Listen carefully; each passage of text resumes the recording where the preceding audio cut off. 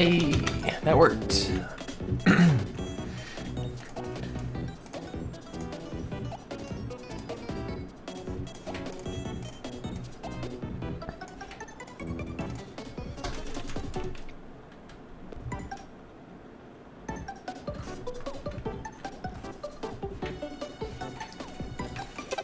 Yo. Welcome to... I don't know what I'm playing. Excuse me. Welcome to Puyo and maybe more Zelda, or maybe I'll just play Egg for like 3 hours. How it goes? It goes! Twilight Princess, no, not Twilight Princess. Do the people want Twilight Princess? Okay, they changed all these settings in XSplit. Now they're all weird. And also they take up way more of the screen than they normally do.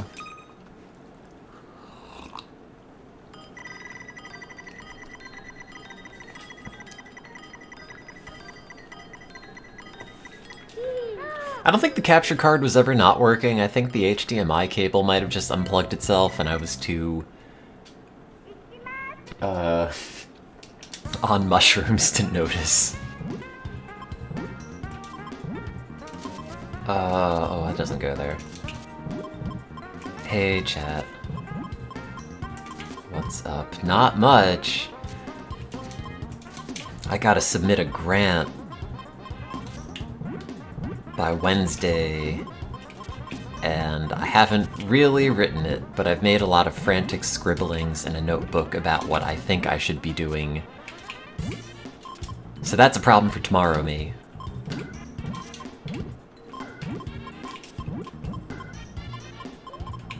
I don't know what happened, but I always ended up being one of those people who is, like, unable to get anything done without a very specific deadline looming. Else I'll just look at the deadline and think like, I've got time. I don't have to do that right now. I can do other things. And then, oh no. Please give me a red. No. Oh, I thought maybe I could expand that, but forget it.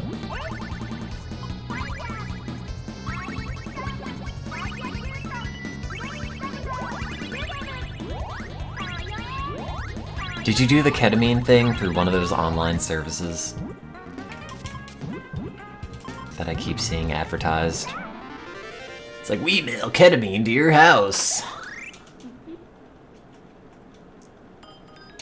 Because that's the state of the world in 2024.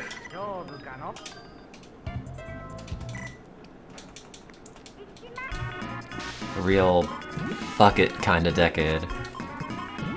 Your psychiatrist charges $500 for ketamine treatments. Then you get to be broke and sad.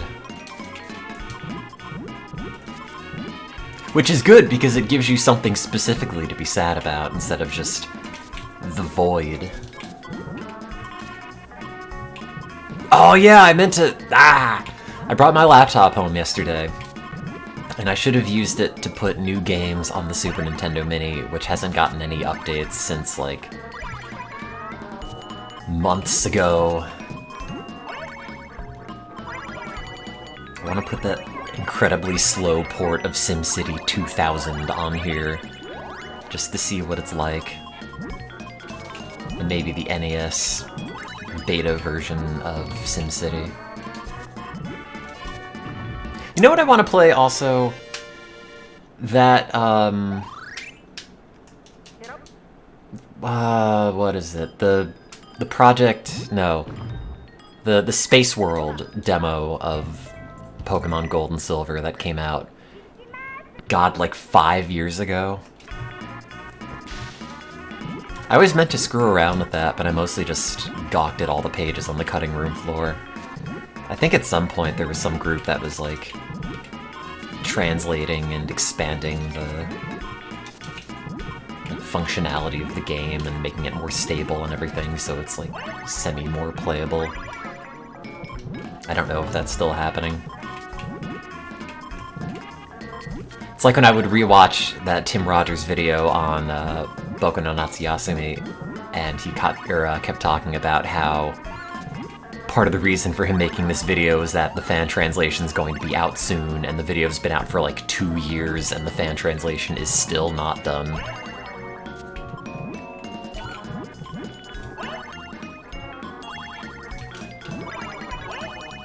Yeah, mostly busy. I don't think I'm ever really in mortal peril.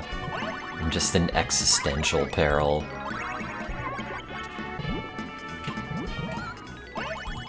Which is acutely less dangerous, but still hazardous all the same.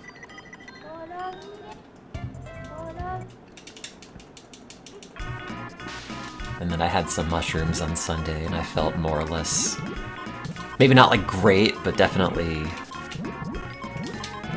clear the cruft off some of those neurons. Feel like they're doing things again. So I guess that's the play in lieu of any other ideas.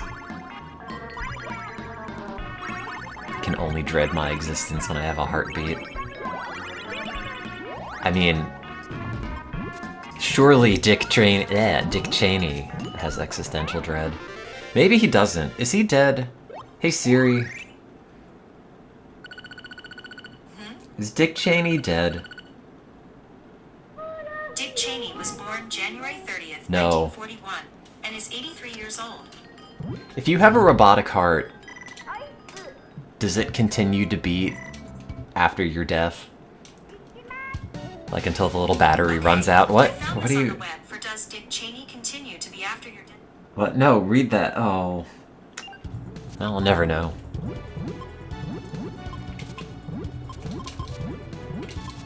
Some real, like, Edgar Allan Poe Telltale Heart stuff. Dick Cheney dies and the robot heart beats on forever.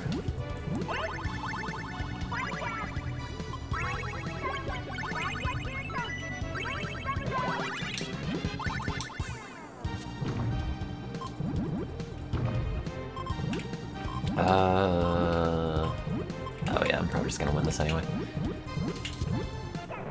Video games. I have a whole other review article that I have to write by, like, I don't know, ideally the end of next week. But I have to get the grant app in first. And essentially define my research priorities for the next 5 years. And all of my mentors, and also my co-mentor, are taking annual leave. So in writing this thing, I kind of feel like a kid whose parents left them alone in the house, and I don't really know what to do. I'm trying to figure out how to operate the microwave, but like I have no idea.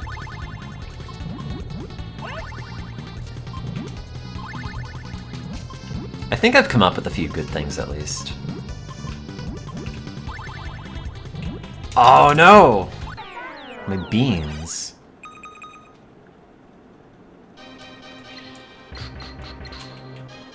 Chat, what about egg? Do you think egg would be exciting to play?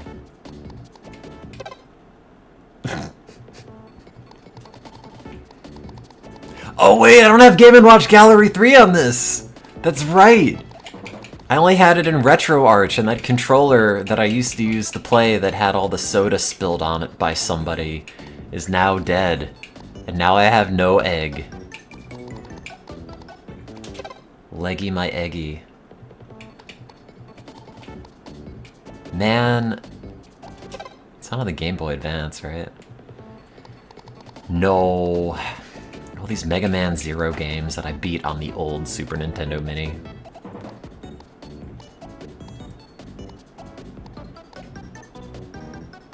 What do people think about Golden Sun?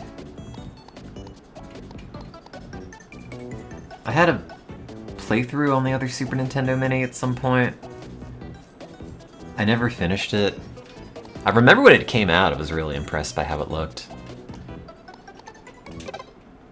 In like 2001. Golden Sun has lost the time, nobody remembers it. See, I don't know if that's a joke or not. I don't remember anything, so most things in my life are lost to time.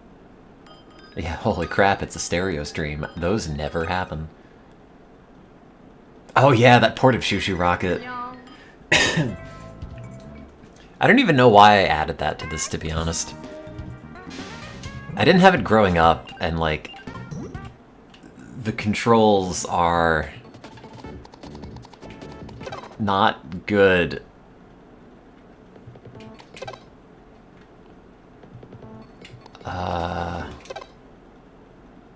It's really weird how many like Dreamcast to GBA ports they made. Like they had this, they had that port of Jet Set Radio, they had that port of Crazy Taxi. Probably some other stuff. Boy, that sounds like a Game Boy Advance sound.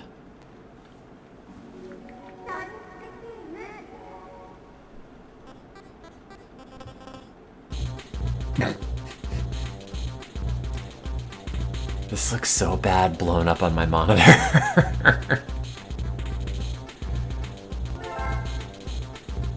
Yeah, but like, they were also porting a bunch of those games to the Xbox. I don't know why they thought, oh, let's port Crazy Taxi to the GBA, of all things. Let's create a stage. Chat, do you want to exchange data with me? Please choose whether you want to send or receive data. Send will not disappear. I don't know what that means.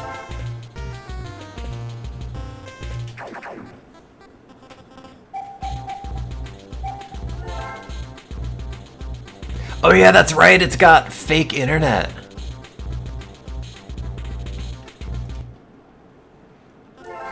Wow. Surely this is the best way they could have possibly presented this menu. Can I check my email?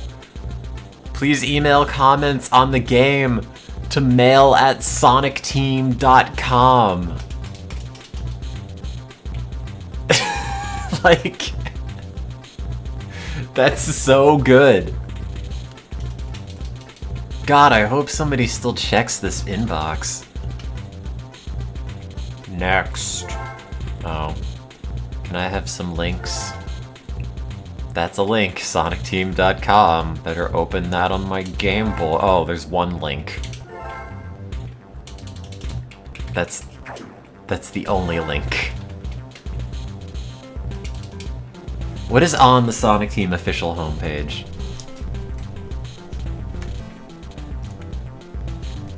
Let's see.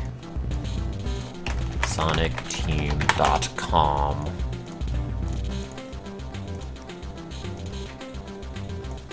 Wow. It's sure bad looking. Oh, XSplit changed all the settings. There we go. Auto-translate to English? Yeah, sure. Oh, PlayStation Vita exclusive software. Sega Saturn. Wait, what? Wait, this is... No, that's the official website. Oh my god. It's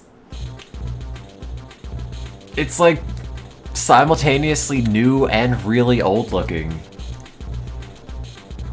I mean, I guess it doesn't really look new, but... I mean, this is like at least 2010s era web design. I don't know, what about other software? Oh. The only other thing is anime. And the only anime is Sonic X on DVD and VHS.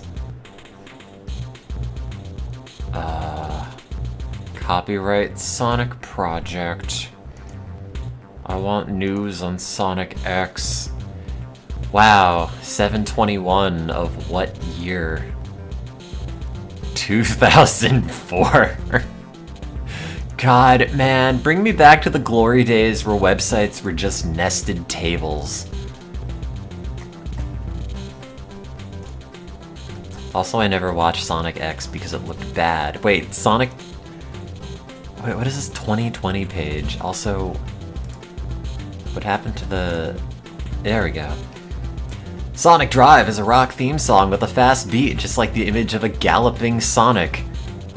You know, Sonic's trademark gallop. This song will make you full of energy from the morning is sure to start a rocket. Oh, this is 2003, not 2020. Oh, there's just a random 2020 on here. Oh, this... Why does this not have a translate to English option? Is there not enough Japanese on it? Please teach me about mobile phone app dedicated software. Oh... I was hoping it would be like old Nokia Java stuff, but no, it's just these miserable ports of a miserable game. Why did they maintain the Sonic 4 official website?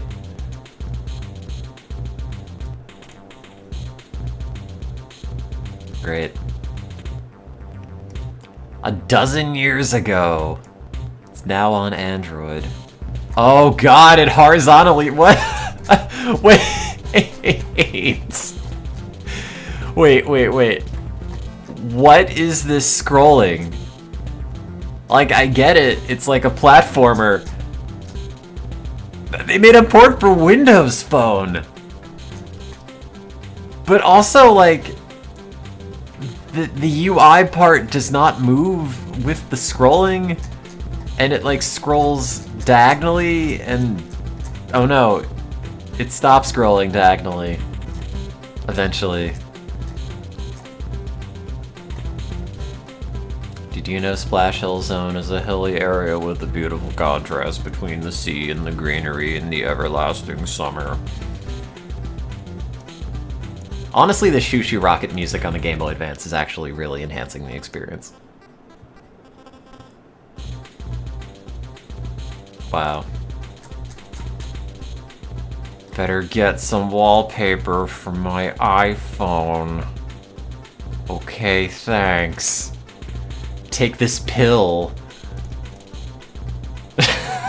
Okay.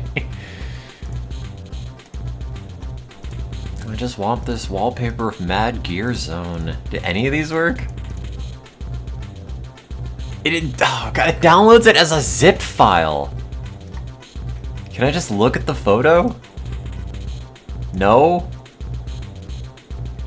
Oh good, it's in 1280 by 800, so I could make it the wallpaper for my netbook. The top ones are videos.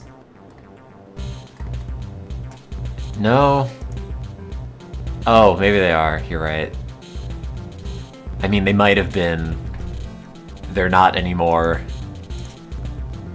What's on the Windows Phone page? Oh, it's just sadness. How do I know if I have a Windows 10 mobile? I just purchased a Windows 10 mobile phone. Can I return it for a reimbursement? What does the end of support for Windows 10 mobile entail? Man. Windows 10 mobile was great. Windows 8 mobile, whatever they called it. Windows for phones. It's a shame that nobody supported it because, God, it looked so cool and ran so well, especially in the era where all Android phones look and ran like crap. Forwarding pages. Oh, come on, Sonic. He's doing the forwarding pages hand animation. I had like dedicated media player apps on my old Android phones that just replicated the Zune interface. It was great. Pour one out for Z Player. Movie added, character added, compatible models update. Oh, this website does not exist. There are no movies. I'd like character. Please teach me about Hedgehog. He's the fastest blue hedgehog in the world. Other colors, I don't know. Who's your favorite Sonic character, and why is it Piranha? Why is it Dodon? Bearer?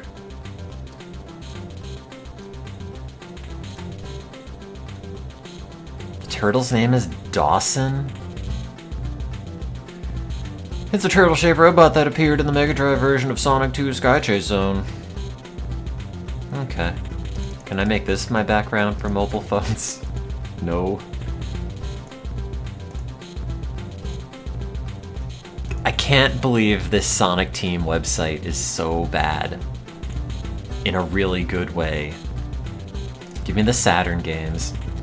Christ. Take me to the Burning Rangers homepage. No! Oh wait, Sonic R is a homepage. Oh man. Oh man, that is a website. Sega Saturn and its compatibles.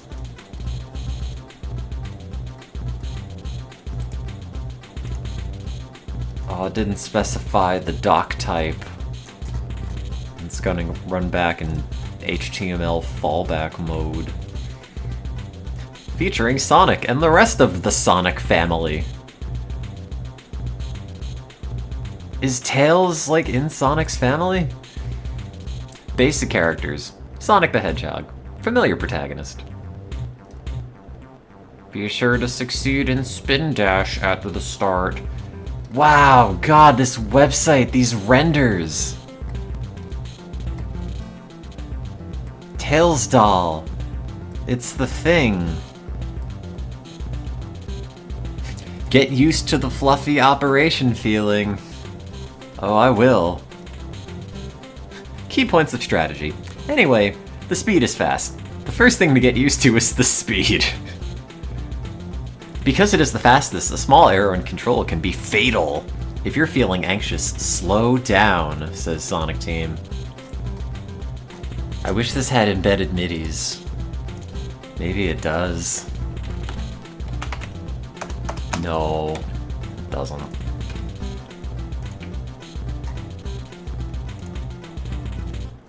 I'm so glad they keep these pages up. Who's maintaining a page for Sonic Jam? Holy shit! God, I spent so much of my childhood on websites that looked exactly like this. With these same exact images. The guys are back on the Sega Saturn Other. My favorite console. Hang on, I gotta... Oh, I can't uncrop it. Give me a sec.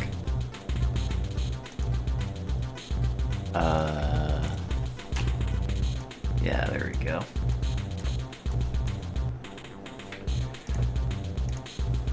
Does that movie player on the left work? Almost certainly no. But look at this! Look at how the preview screenshot for it is also super interlaced. Like, you could have taken a picture of the intro on your television and it would have looked so much better. Oh, that's incredible. 160 by 110 pixels, 15 frames a second, dude! Okay. This file is just called JOP. And it doesn't work because I guess it's expecting QuickTime. How about Winamp?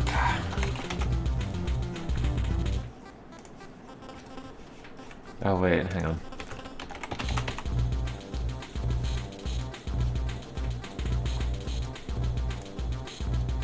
Winamp play Jop? No. Also, the way that I'm capturing this window in XSplit makes it run so much worse. Maybe this is better. I don't know. Or is it that's the problem? I can't tell. It feels like the cursor's moving through pudding. Oh, whatever. Let me watch Jop! Oh, it doesn't play in Winamp. Does it play in VLC? Oh, it does! Oh, and it looks really good. Wait, hang on.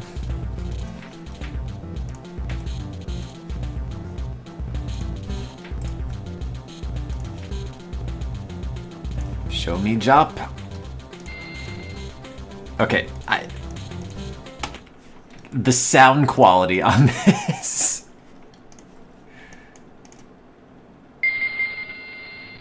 There's that Sonic ring sound that I love.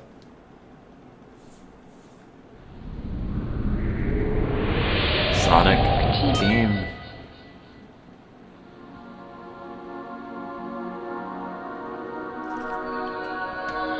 This is just the intro from regular Sonic Jam.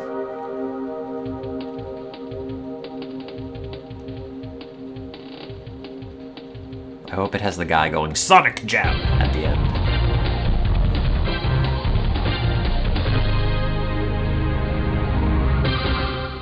Sonic Jam. I can't get over how when they made this game, they just had the dude say that. And it's just a dude. It's not like Sonic saying it. It's not like, yeah, Sonic Jam! It's just some Japanese man saying it. Man, I love how much detail they give you. It's like, oh, in case you need to know, this video's got 11 kilohertz audio and 16-bit glorious mono. What is Sonic Jam for Flash Sega Saturn? This is 98 seconds. Great. Yeah, it's gotta just be like a random dev or like the janitor or something. These two random files on my hard drive now just called JSS and Jop.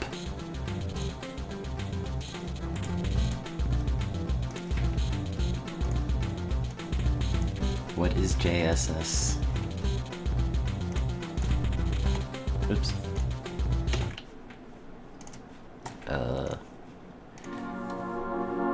Wow, it's the same.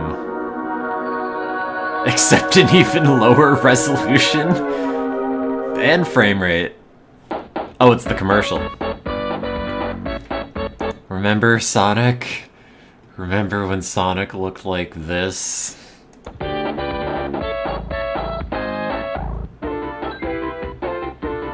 Oh, God.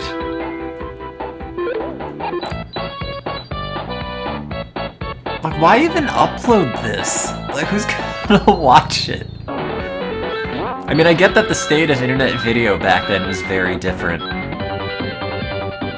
But, like, oh, God, yeah, back when they were still porting Sonic 3 to things. But, like, what is the purpose of... I don't know. I mean, who am I kidding? As a kid, I probably would have downloaded this and watched it 1,000 times.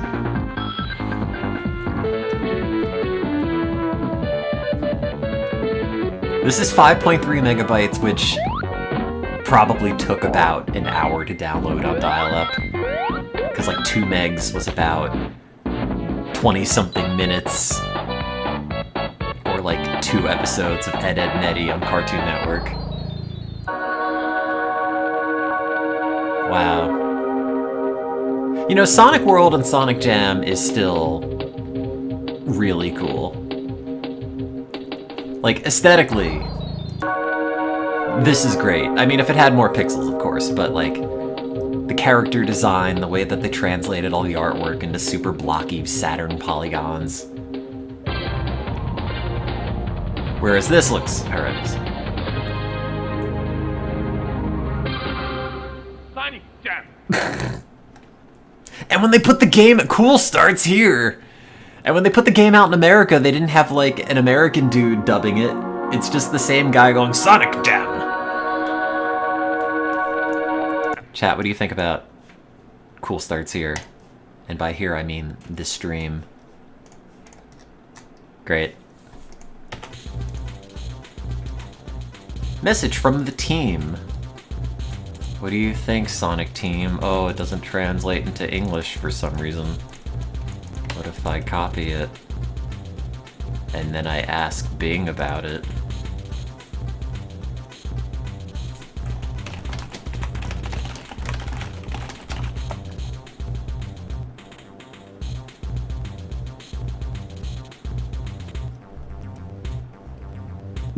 Great.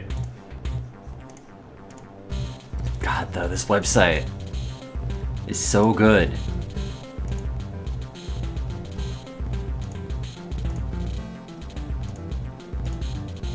Wait, go. Do it. Do it. No. Translate. Thank you. Did you know that Cute Buddy has 2 tails? The pinnacle of the series is the lock-on cartridge. I don't know about that. Sonic's latest work was unveiled. What is it? Oh, it's Sonic R.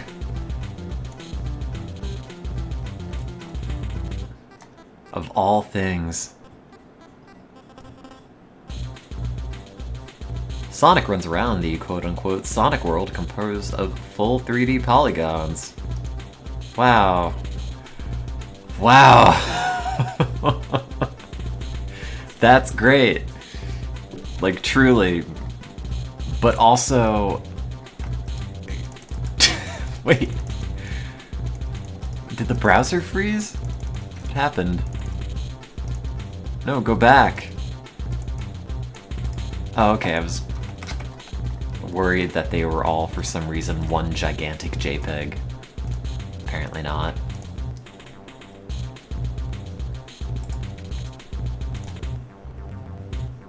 All kinds of materials from the Sonic series. Wow. I'll be sure to circulate It's Cool Sonic movie. Or It's Sonic Cool movie. Bro. I love how they translated... Wait, is this what the translation on? Oh, it is, okay. Remember Nights into Dreams with a K? I like how Nights has a release date and Christmas Nights is just not for sale, implying that it's like always existed in the ether. It's a universal constant, and there's also no website for Christmas Nights. Boo! It's also $1 billion from what I remember.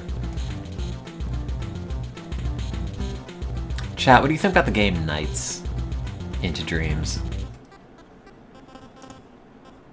I never particularly liked it. I hope you can actually play Nights and think, oh, how good it feels.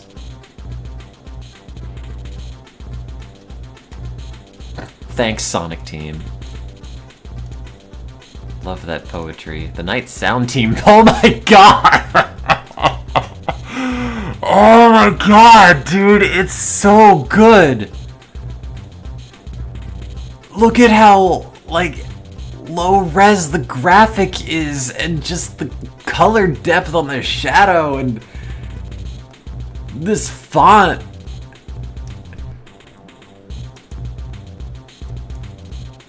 Anybody want to go to the April 5th and 6th, 1997 Live at Tokyo Big Sight show? We could go see Sonic Sound Team perform the Night soundtrack. Oh man. New contents. Making of Nights. Look at this font! I would like to take a break from the Night Sound homepage for a while. Oh, man.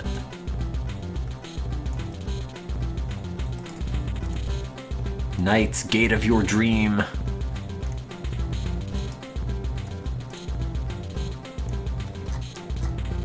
God. I'm so glad they're still paying for the hosting. Housewives are also very satisfied by Knights. That's the one thing Housewives love. Oh, God.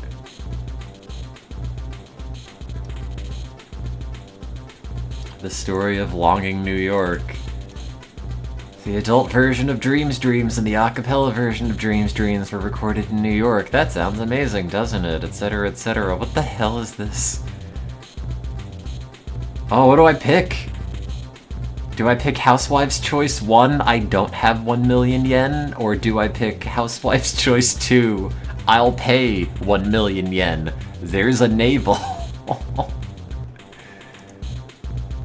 I wasn't expecting a choose-your-own-adventure game deep within the StereotoneTim Knights archive. What is the gremlin on the left? It says this photo's been mosaicked. Only those who are interested in information can publish the face of no.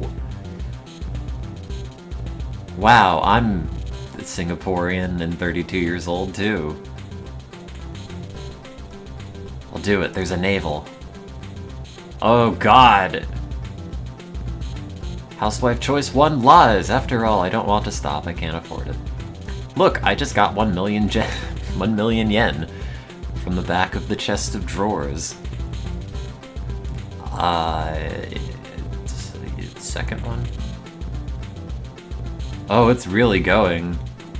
Oh, I only have 100,000 yen. If I don't pay anymore. Oh. I made the gremlin sad. Oops. If you repent, go back! Okay.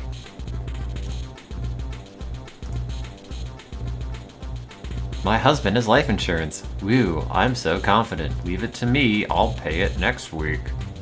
Oh.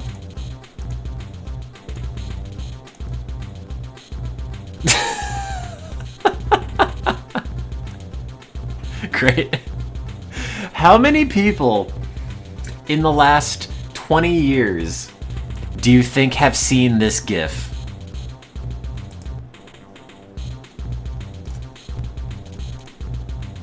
And why does it lose the lower half?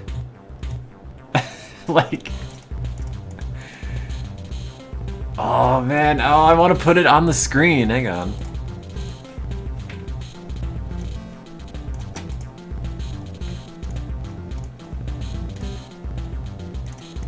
Gonna be my new buddy. Save image as, yeah, I don't care where it goes, it doesn't matter. Oh no, XSplit really doesn't like that!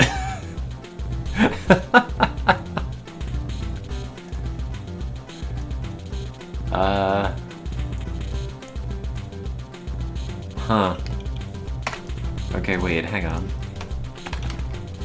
What is that GIF? It's like screen to GIF.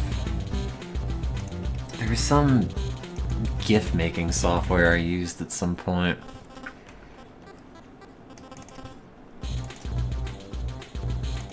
And then you can edit the GIFs in it. Let's see. Editor. Import. Oh, wait, did that work? Load.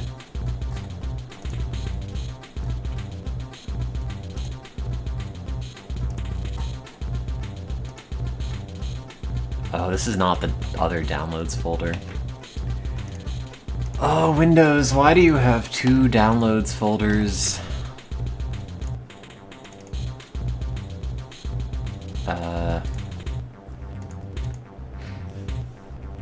Well, this doesn't actually open. It just suggests it opens, but doesn't. Do I have... Do I have virtual dub installed on this computer?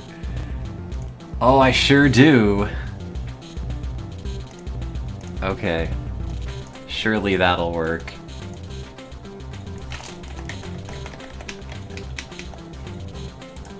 God. It's just like straight up busted. Like, one of the frames is just this. I thought it was a rendering glitch, but I mean, maybe it is, I don't know.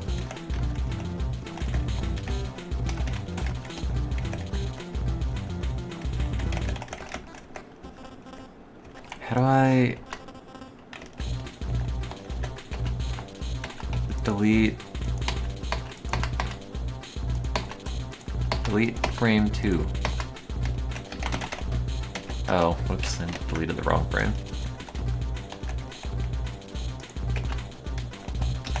Oh.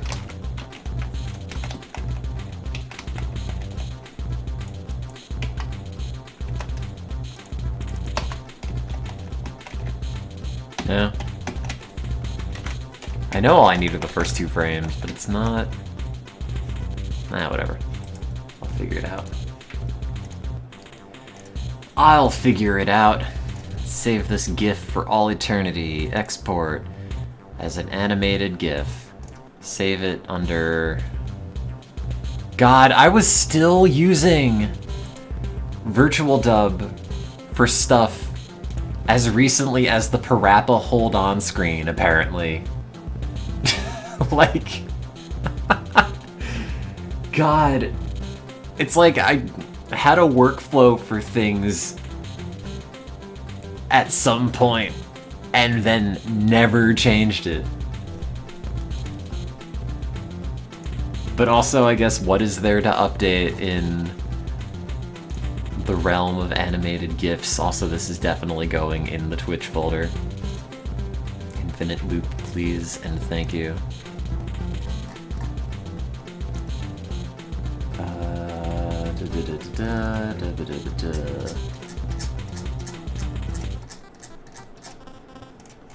See if this works any better. Nope. That is maybe worse.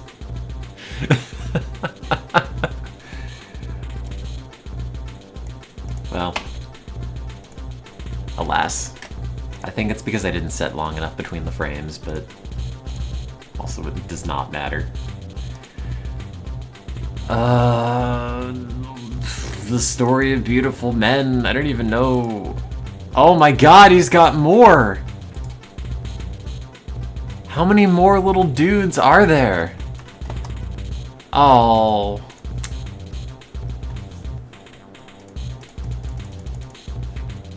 This is really NG, isn't it? Have you ever been to a festival called Gay Night, all caps? I got drunk and said, I'm going to borrow the toilet for a while.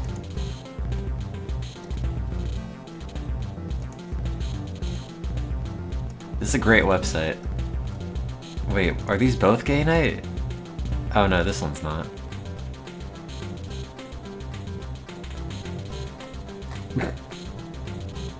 God, dude. And this is like the official page from StereotoneTim for Nights into Dreams. That's incredible. What does the title of the sound mean? Oh good, it's got profiles on all the different developers on the sound team. What's your favorite CD? And is it the best of the Bruce Brothers? What's your favorite food? Oh, it's salt. Favorite games? Chrono Trigger and Mother. Good choices.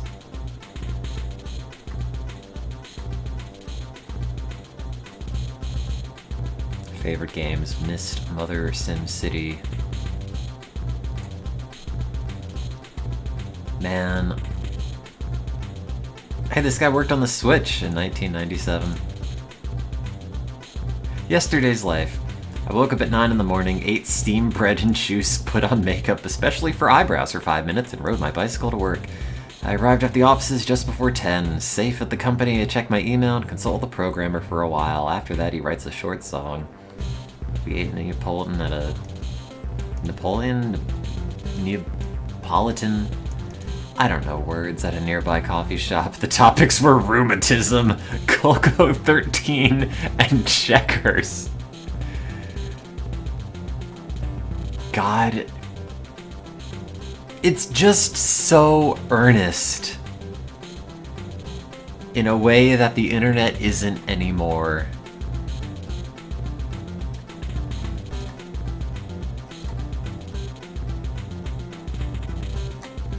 Like, I want a profile page for modern game developers that look like this. I want everyone to have a profile page that looks like this.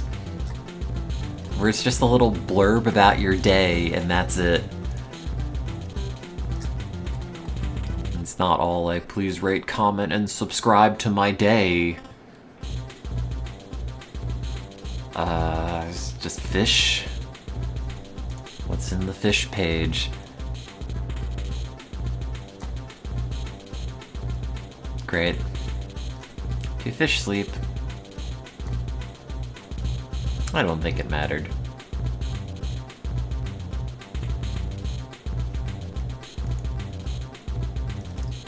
It's not GeoCities! This is the official SonicTim homepage that maintains a billion different old websites for different old Sega games.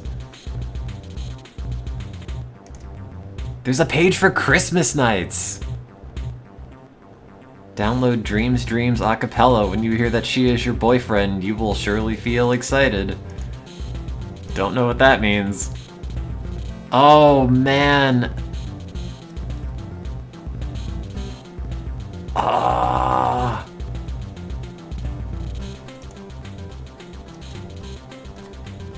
Why is this? Why is this interlaced?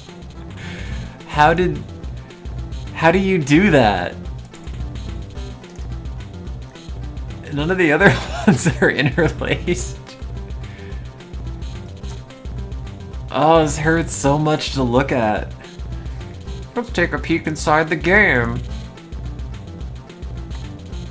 Wow, it sure is nice.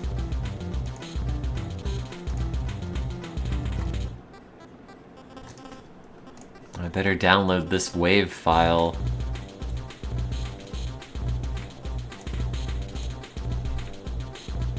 It's 666 kilobytes, by the way.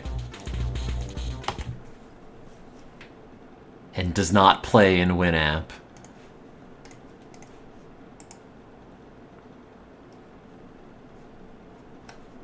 VLC? Huh? Huh? Oh, it really doesn't like that. It's doing one of these. Where it's like... just constantly reloading itself.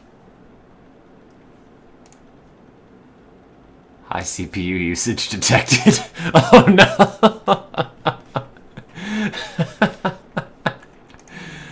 Oh no, it's taken 100% of all my system resources to not play a piece of music.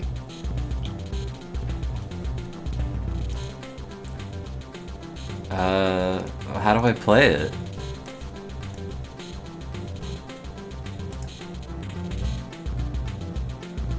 I mean, Windows isn't gonna know.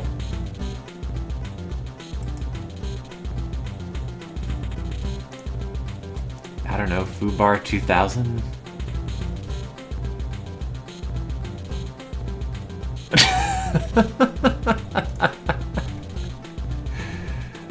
Oh no.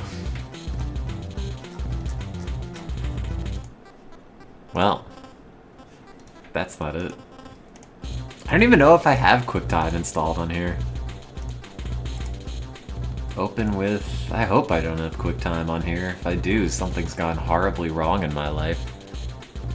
Oh, I can't play in Windows Media Player.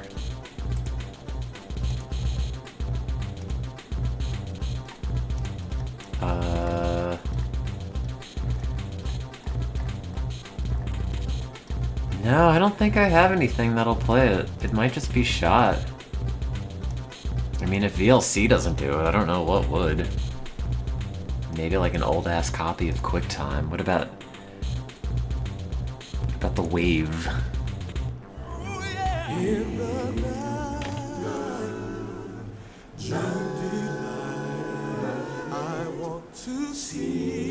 Beautiful.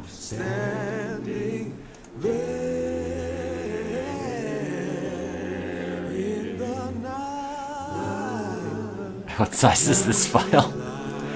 It's a good question. Oh. Let's see. Download.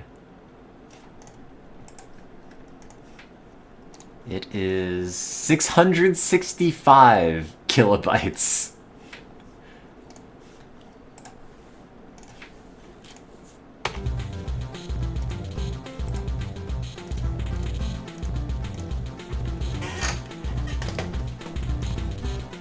Hoo boy, it's new! What is an LZH file? What is an NClock?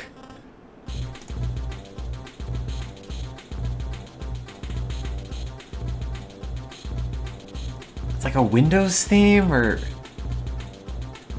some sort of application that installs a screensaver wallpaper to the Windows directory? I don't know.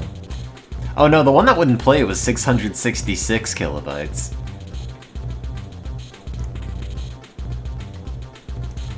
Wait, what did what did this page download? Oh no, it downloaded this AIF file immediately.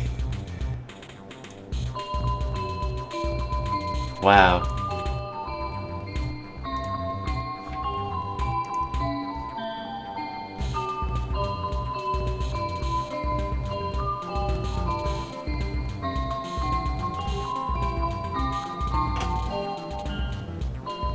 I might as well have that running and loop in the background as the developers intended. Also, I really don't like how Knights has human hands. Such a bonus!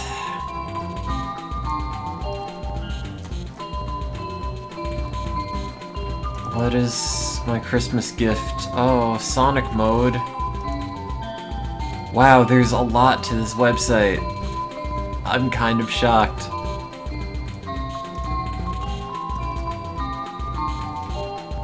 Some old frame grabber, interlacing artifacts and everything. God.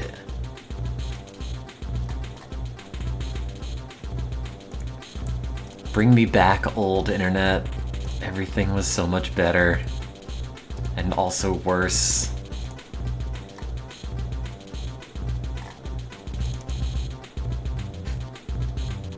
If you've ever been scared of being hated by Nightpians, I think it's Nightopians in the English one, now you can hear the dynamic sounds.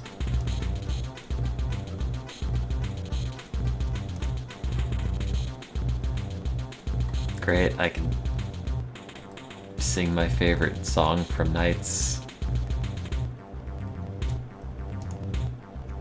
Have there been animated GIFs? Oh, have there? There's been hella animated GIFs. This one is broken, but it does animate, technically. What's in the Knights Museum? Oh, wow, it's Knights. These graphics will keep me hooked.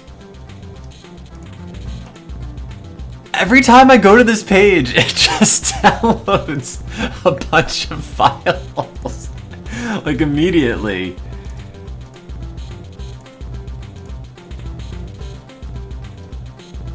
What's in the new contents? A little happy movie using real piano.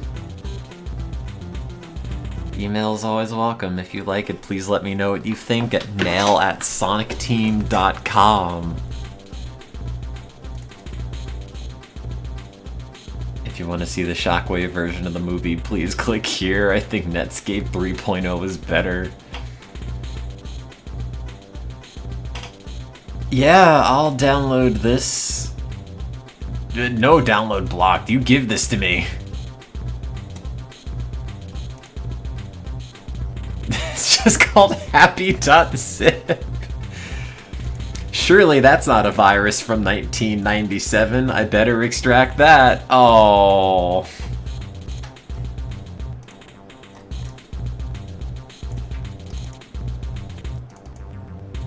Oh. Oh.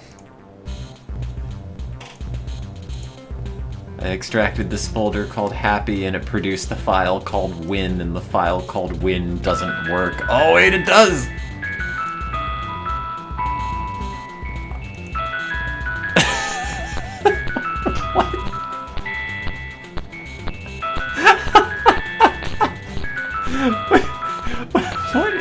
Wait, why did it resize itself?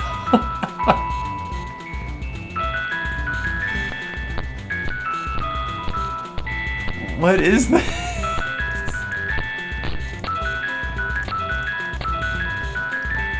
It's apparently a minute and a half, but it's also like 14 seconds.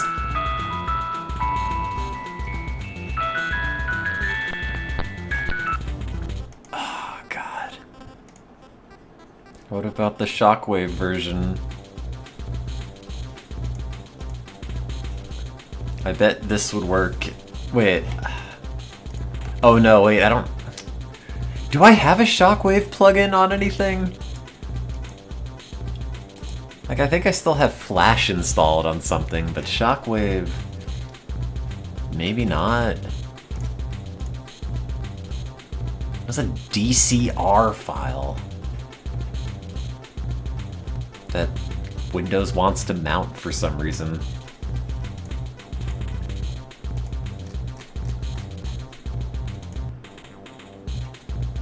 happy1.dcr. If you try to open that, it tries to open it in Photoshop. Happy.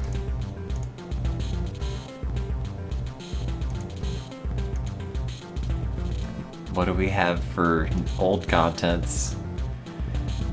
Jump to Bobby's Feelings. Or do you want Bobby's Feelings no sound version? Shockwave is terrible. For those who are angry, we have prepared Bobby's Feelings without sound effects. Oh, that's so good.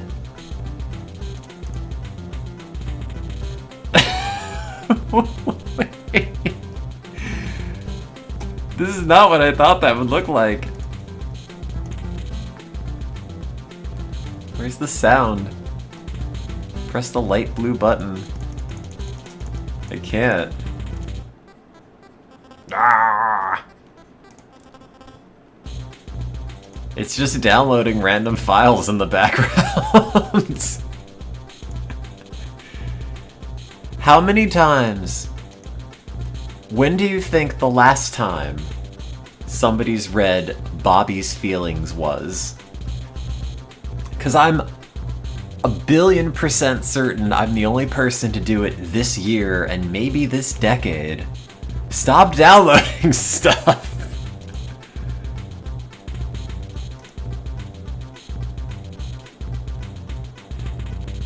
What a dad. I can't wait to get to the end of Bobby's Feelings. I can't wait to download more files. God, I love how dinky this is. You can just imagine a bunch of devs playing around on Microsoft Paint, drawing little versions of Knights, making up little stories about it and everything.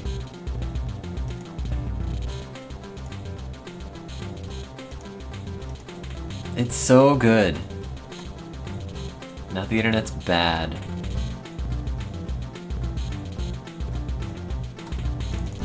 Boo. Okay, what else do they have on the Knights homepage? Actually, no, I want more Sonic content. Oh man, what do they have for Sonic Adventure? Like, I just can't believe the same website that has, like, Nights into Dreams content for 1996 also has PlayStation games. I mean, I guess 2014 was a long time ago, somehow. But, like... Oh, what is the Sonic 06 page? Oh, no! It wants Flash Player. Oh. How do I do that?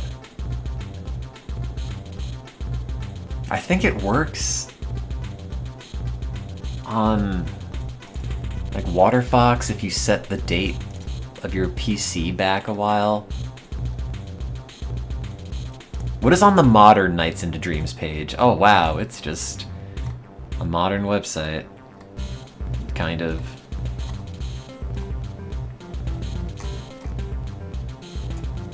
I mean, I don't know. I feel like my sense of what is current and new kind of caps out around 2012 to 2014, and everything after that's just a blur. Like, then I went to grad school and entered a time warp, one of which I still have not broken free of. And apparently, like, years have continued to pass, but I'm not aware of any of them.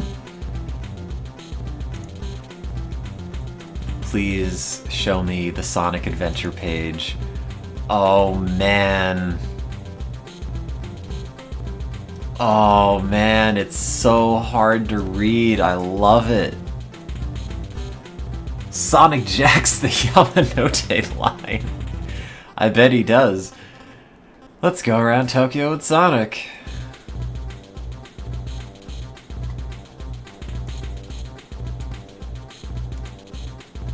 Sonic Team goes to South America. Oh yeah, these photos! Where they brought like Yuji Naka and all these Sonic plushies and everything to all these ziggurats. Or whatever they are.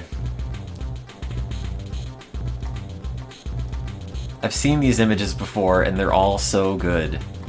There's also one of Sonic and Knuckles lying down in front of this Machu Picchu, whatever. Oh wait, there's a part 2. Oh, there it is! Chichen Itza, that's it. Like, this, it's just so good. And like the timestamps from 1996 and everything, and like Sonic passed out drunk. And there's a third page. God, it's so adorable. It's so dinky and so earnest and everything. Hey look, it's that thing from Tears of the Kingdom.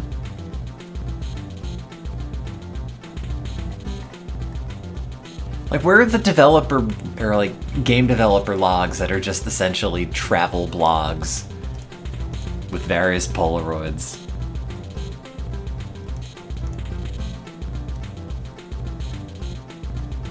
And then they did Coke.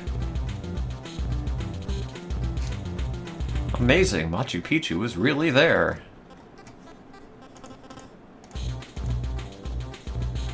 Sonic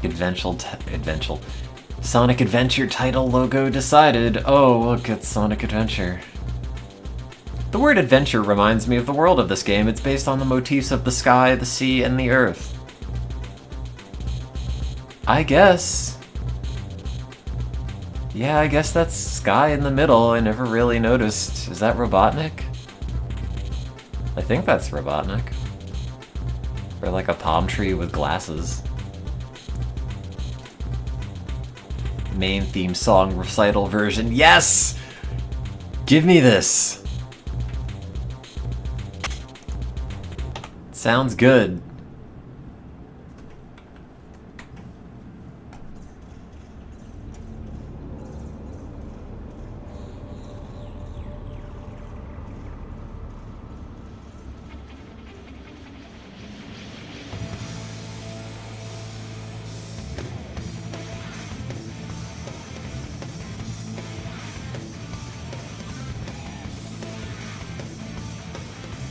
It's slightly different, like with the symbols on the back, but it might just be mixed differently.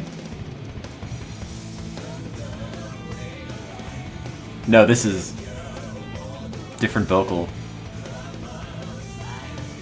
Or maybe... Wait. Oh, it is in English! It took me a second.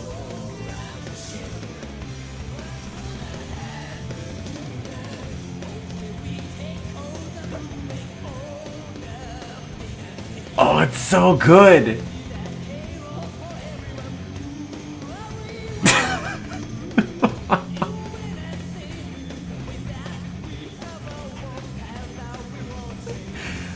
Oh, the English, man!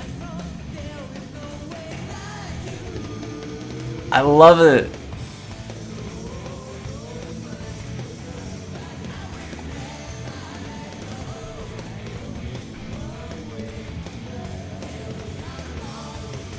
It's so cool that they just have this on the website.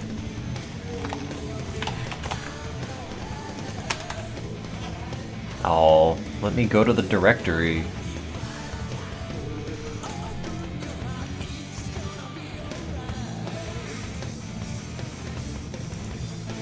How many views does that YouTube video of this have? 67,000.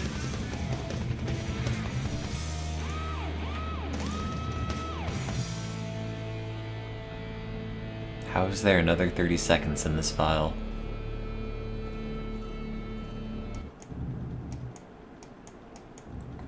Oh, just low rumblings. A person who can play, a person who can't play. God, and that great Sonic Jam artwork in the background. I completed a custom-made guitar. Oh, it's got Sonic and his foot at the end. Oh, that's really weird.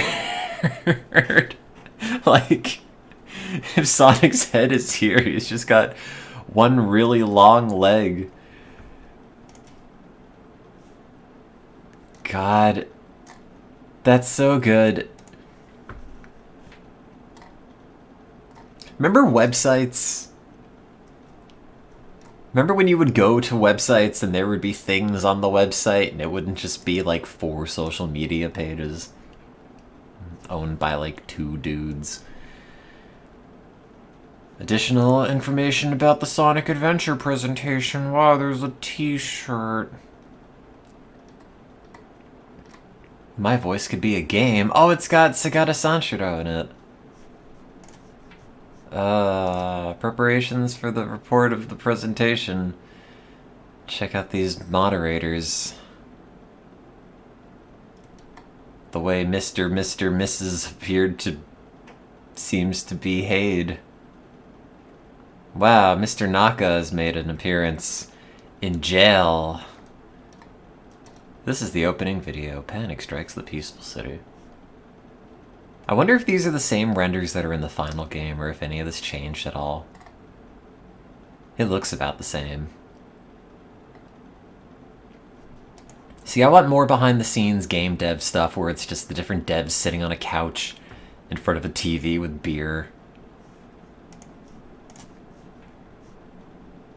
Announcing one of today's latest images. Just one of them. Ah, what the hell is this? Is that it? That's one of the images. It's running on the Dreamcast.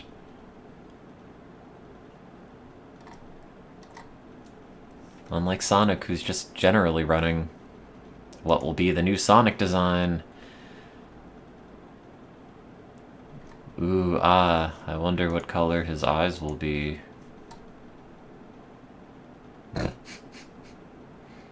Man, Sonic Adventure is such a good game. It's also such a bad game. But it's such a good game. Everything about how it looks and how it sounds is just immaculate. Just makes me happy to look at. A pose that has a little smirk and seems to start moving at any moment. It's even more like a bad kid. This is the new Sonic. Lower that a little bit. Is the game or the website better?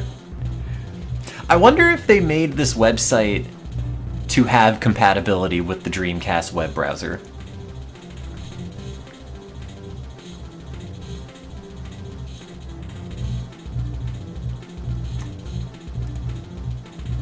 Latest game screen. Wow, it's Speed Highway.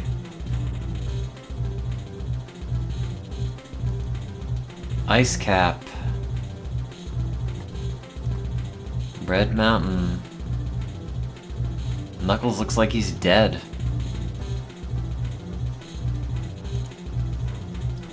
StereotoneTim Best Album.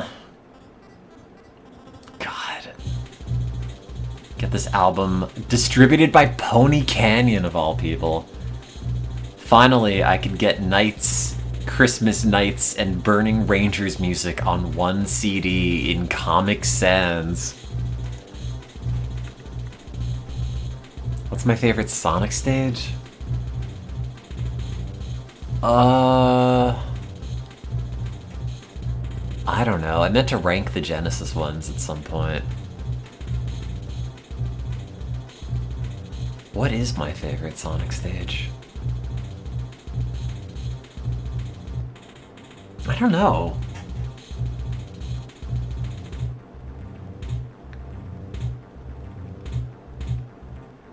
It's hard to tell because the 2D and the 3D ones occupy such a different spot in my mind, and I kind of want to say Windy Valley for some reason.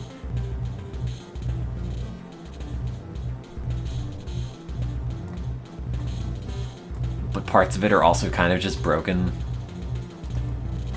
So maybe not. Is that a link? No.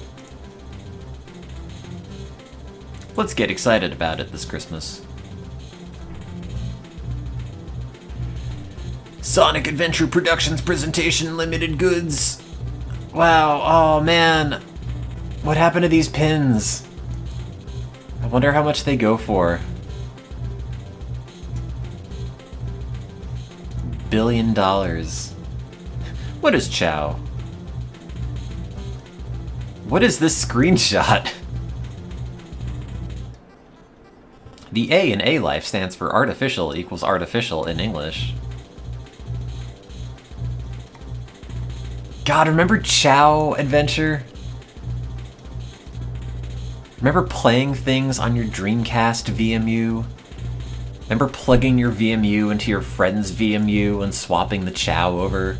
Yeah, download this. I don't care. I don't even know what it is. I think it's just the intro. Oh, that is not the sound I thought that would make. Oh, instead of it used to saying StereotoneTim, it just makes a zap.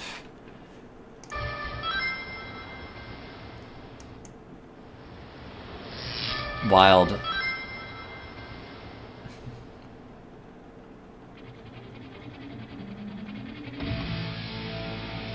Oh, this is not the intro. Or at least not the one in the game. I mean, it is, but it's different.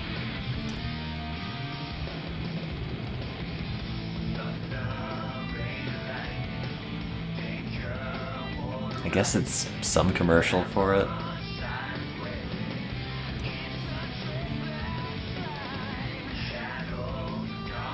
I guess they finished the theme by now.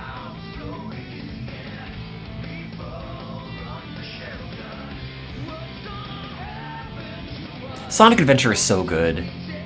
It looks so good. Like, objectively, it's super dated, but God, does it make me happy to look at.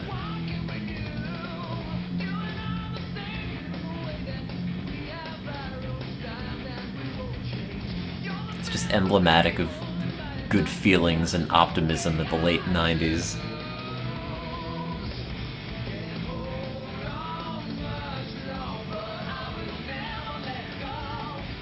Like all the good memories of using AOL without the hassles of using AOL.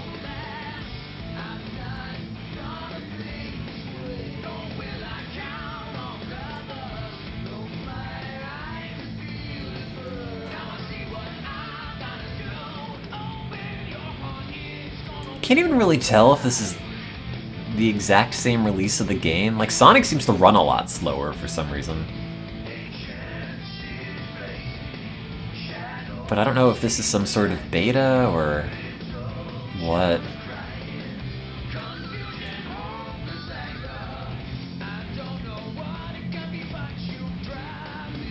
It's really hard to tell with the resolution.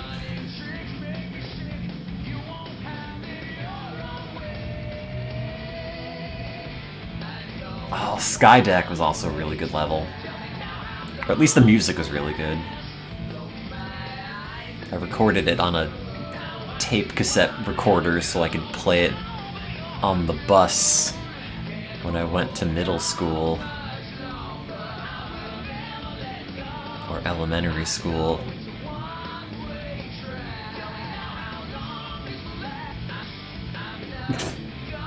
Ignore that.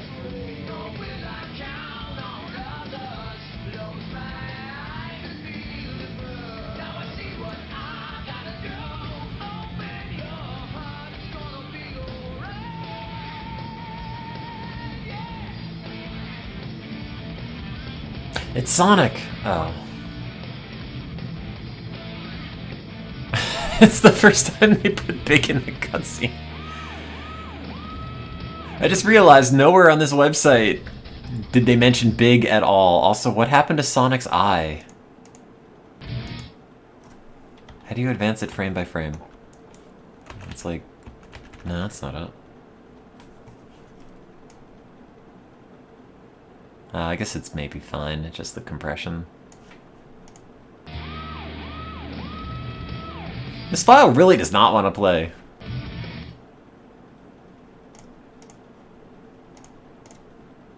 Which is kind of funny, because it's like 2 megabytes.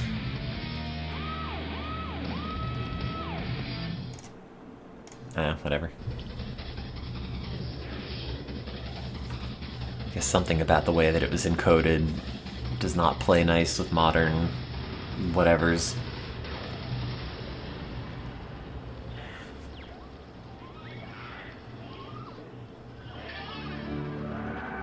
Oh, that was different. Doesn't make that sound in the cutscene. Ooh, spooky.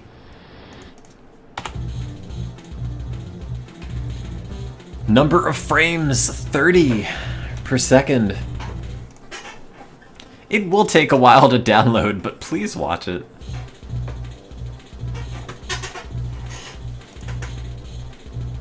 Bonus wallpaper. Oh man, this. Wasn't this on the disc if you plugged it in, or not plugged it in, put it in your CD-ROM drive?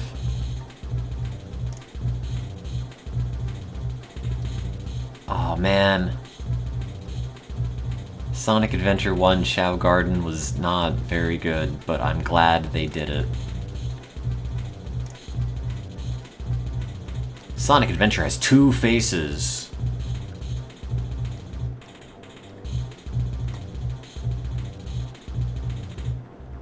Like, I love the hub world of Station Square in Sonic Adventure, even if it's kind of just pointless.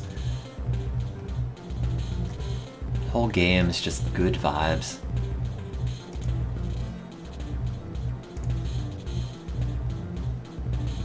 The lyrics of the main theme. Wow. Did you know the lyrics to Open Your Heart? I don't think I did. I mean, I kind of did, but I didn't know that they're singing "It's Such a Bad Sign."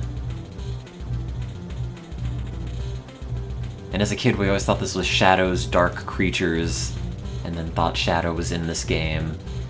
In my elementary school, they said if you jumped over the train in Station Square, Shadow was on the other side of the tracks. He was not.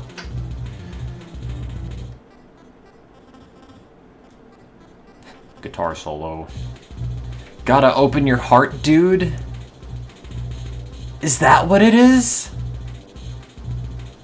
It's got all these effects on the vocals. I never knew that's what they were saying.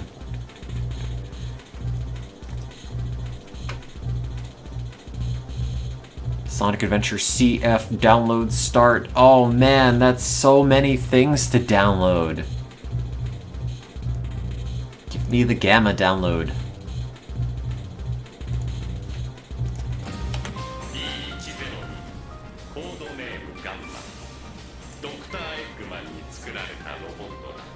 Who's the best character in Sonic Adventure and why is it Gamma?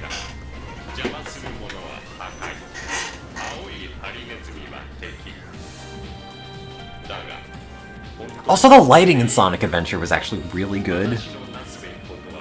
Still kind of holds up.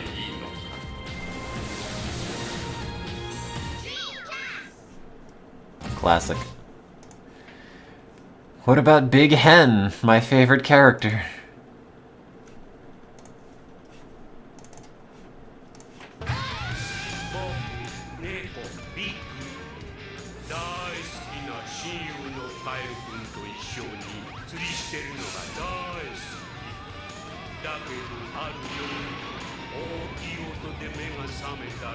Wow, that looks not right. And then they decided, oh, what if we had this character voiced by Duke Nukem? It's a really off-model picture of Amy. Emmy.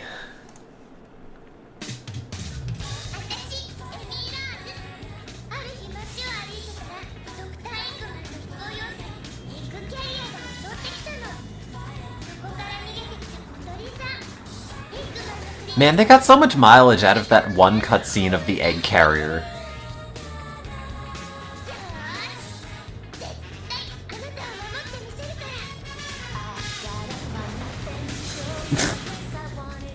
I don't think Amy has anything to do with Angel Island falling. What about Sonic? It's his game. Just download all these.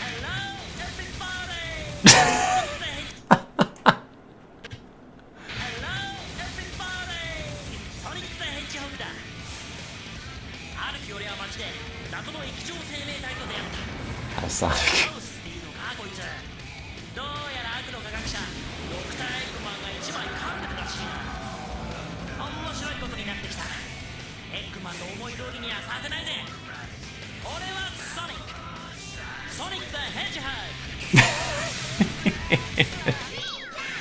Oh, it's so good.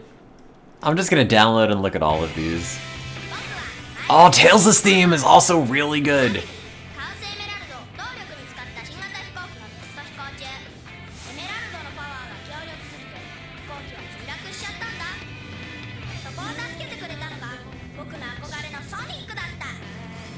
Oh yeah, and then it's got like the old Sega Saturn polygon models that are still in this trailer and also in the final game in Sky Chase Zone. God. Better download this one.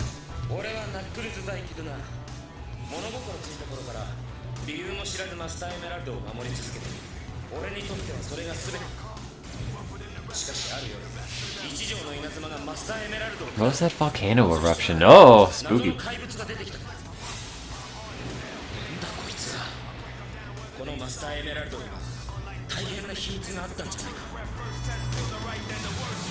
Sonic Adventure.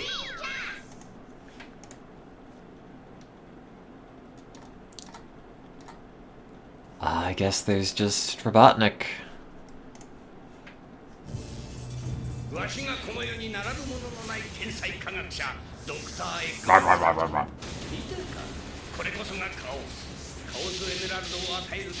They might have Proto Pumpkin Hill recordings.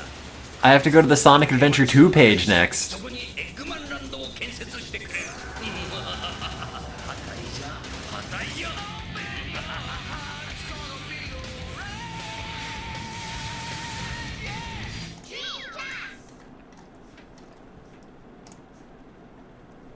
Continued urgent notice. Wow. I don't know what Sonic Adventure CF is, but you can watch it if you go back to 1997. Oh yeah, remember this? Remember being a child and downloading this album off of LimeWire? Songs with attitude.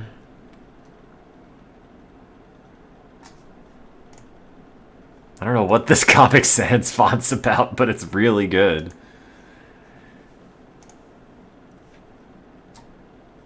Yep, that's Sonic. Sonic Adventure is complete! We finally got it on sale.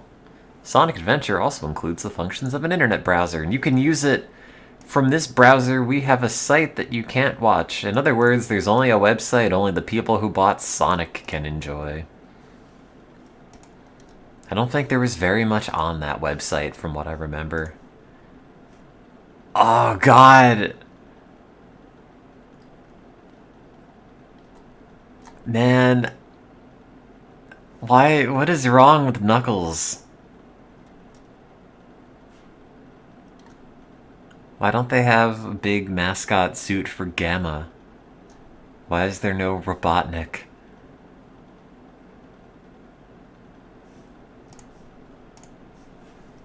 Sonic Adventure Sounds page. Oh, look at this. Oh, I wish it weren't broken. God, it's like early 2000s GameFAQs forum signatures. I love it. February 19, 1999. Didn't even have the Dreamcast in America yet. What's in the recording diary? New York session. Wow, there's so much stuff! There's so much stuff on this website! What is this background? Oh my god! They have a daily recording diary of them recording the Sonic Adventure soundtrack in New York City. With, like, at least a couple dozen entries.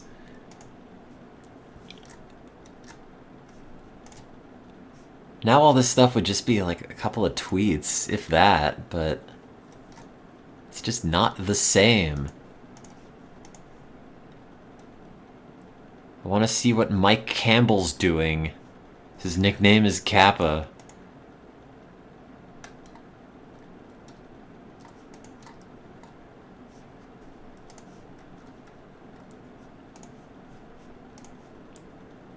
Boy oh boy, do these look like digital camera photos from, like, 1998. In the best possible way.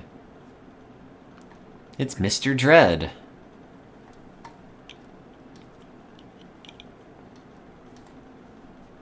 It's Ricky Wellman. Don't know who that is.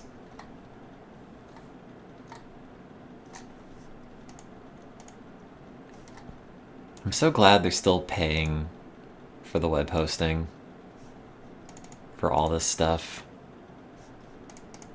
What about Sonic Team in LA? Oh, it's under construction! Oh, I hope they finish it soon.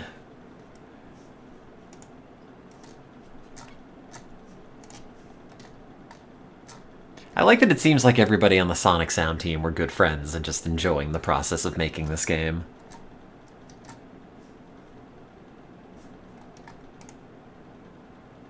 Wow, full color bitmap. Oh, it's a zip. I wonder if the Sonic Adventure International page has anything. Could purchase it via Sega Direct, a website that almost certainly does not exist anymore. No. You screwed up, Sega. Someone bought this. How am I gonna get a copy of Sonic Adventure International now?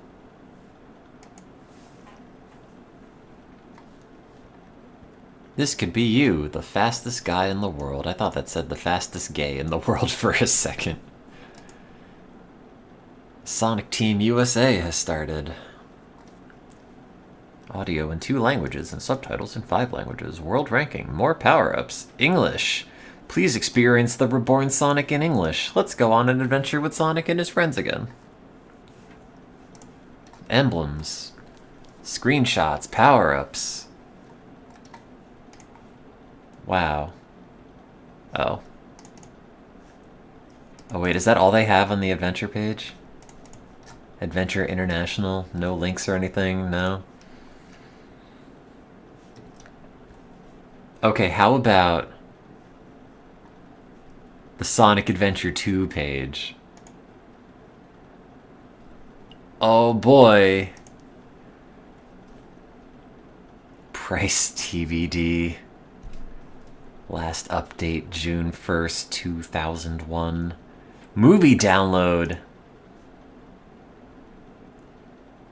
320 by 240. That's actually kind of watchable. Oops. Throw it on your iPod 5G with video.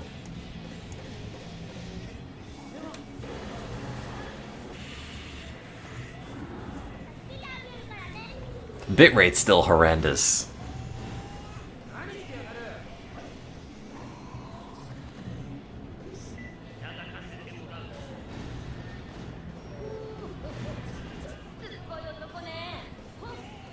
Sonic Adventure 2 was so good.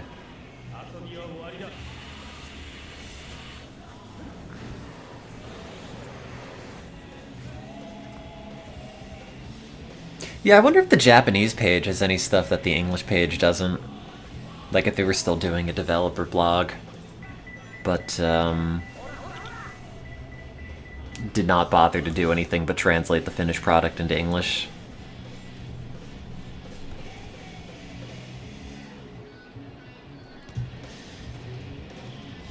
Man, I wish I were 10 again. Now I'm an adult and it stinks. Chow World.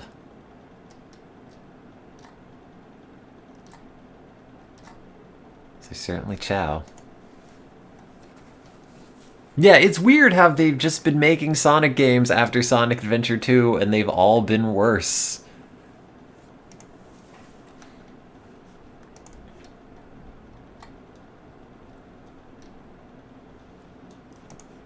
Did they have the Pumpkin Hill music? This is a terrible, but pleasant stage.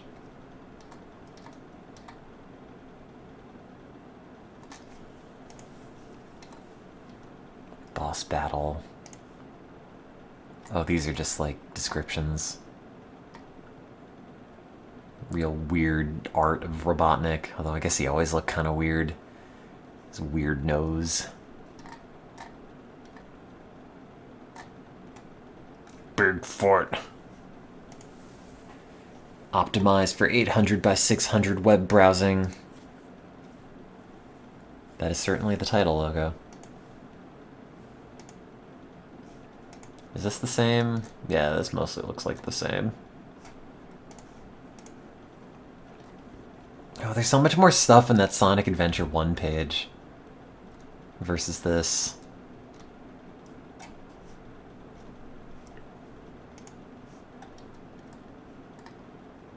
It's just character artwork. Boo. You dropped the ball on this Sonic team. What do they have in the Shushu Rocket page? Oh no! But I only got here because I was playing Shushu Rocket, and they don't even have that page here anymore. No? Oh man, the whole thing.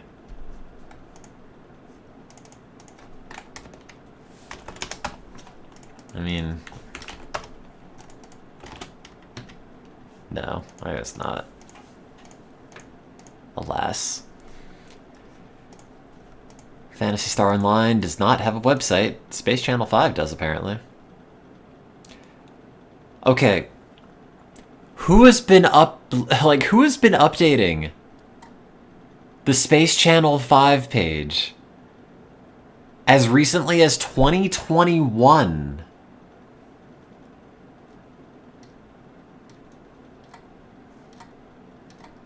That's wild. They made a VR version of it?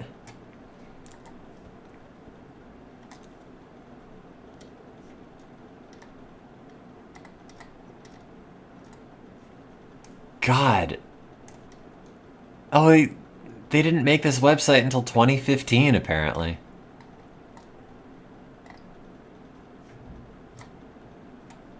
Space Channel 5. Oh, that's that old website I'm looking for.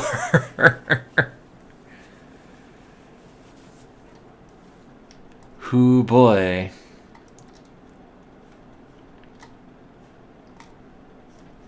I never really had that much affinity for Space Channel 5. I respect that they made it. It's not very fun.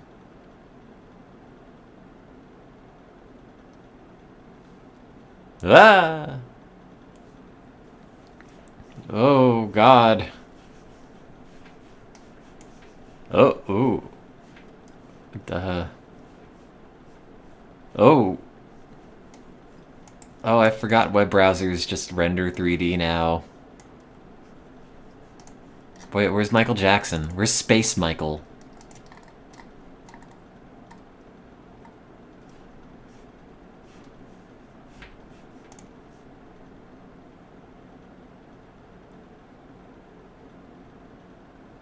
Oh no. That's not worked right. I like how it just looks like they're kind of hugging. But how many can I overlap? I don't even know how I got this first one to get stuck like that.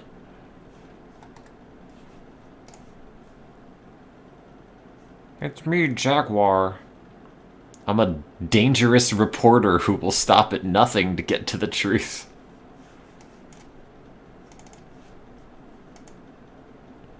Oh god, this looks like something that should not be in a web browser. I don't know, movie? It's just still there! Good. Great.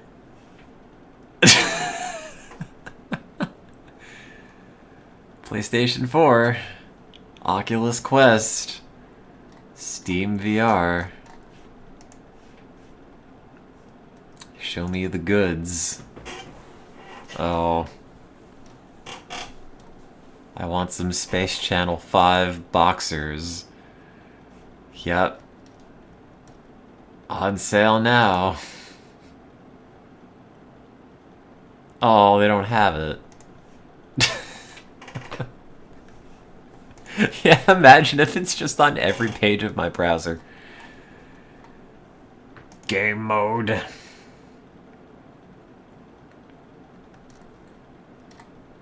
Wow.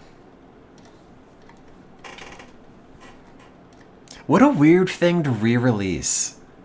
I feel like Space Channel 5 did not sell that much to begin with.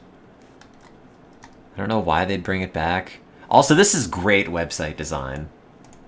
Like, truly peak design. You can't get any better than this. Unironically. What's on the Puyo Fever? God, I forgot this game came out in 2004.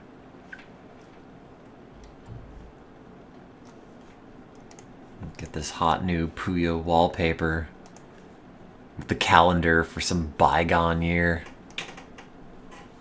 And downloads in a zip file for some reason.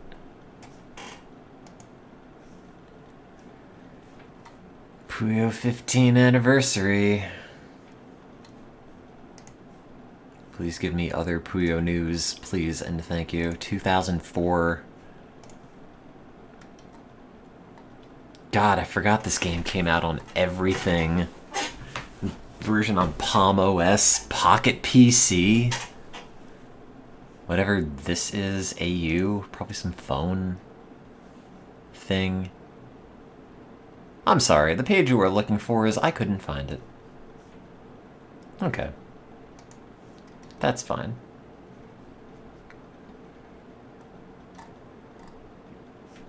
Good lord. Oh, Flash. Come back. It's a Japanese phone carrier, it makes sense. This month's guest character is Satan.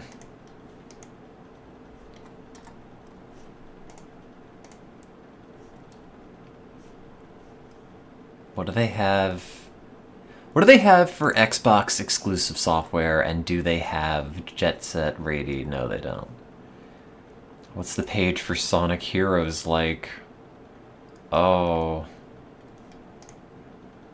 Oh.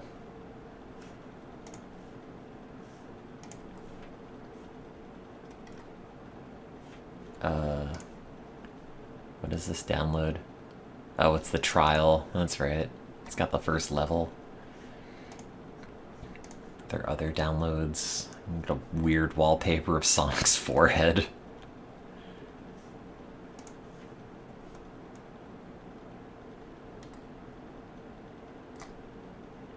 I wish this game were good. It's not. Tell me about the characters of Sonic. Oh, it's Sonic. It's like they really tried to overcompensate with the mouths moving too much in Sonic Adventure to the mouths moving not nearly enough in Sonic Heroes. Click to hear the audio. Wow. What's in evil characters? Oh, it's Robotnik.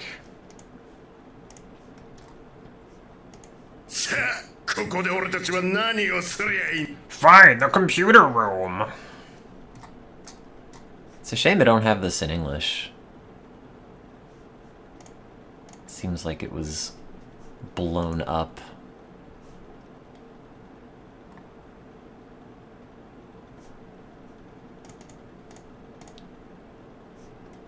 Have I tried reinstalling or installing Ruffle? No, I don't know. At a certain point, I kind of just stopped using the computer for anything other than work and occasionally streaming. And then I just did all my web browsing on a phone in bed. Like a real millennial. What about Sonic Mega Collection? That's a GameCube. There it is. What's the Sonic Adventure 2 battle page? Oh, it's the same as the Dreamcast one. There's no battle-specific page. Nor is there a page for any of these Phantasy Star games. There is one for Mega Collection. God, Billy Hatcher! Which I totally forgot about.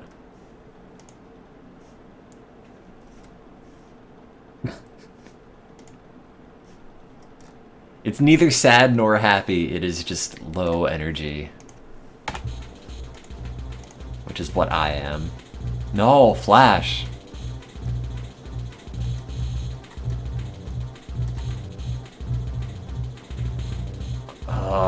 The way that they have a third of the page taken up by a banner that doesn't even fill the full space is killing me. Look, it's Sonic. It's the Ooze, everyone's favorite STI game. It's Sonic 3D Blast, no one's favorite game.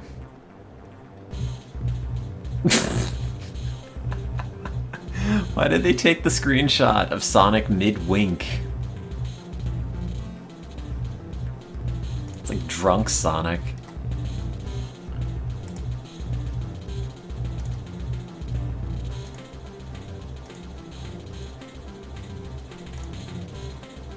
Oh, I forgot they had a Restar in here. Mean Bean Machine.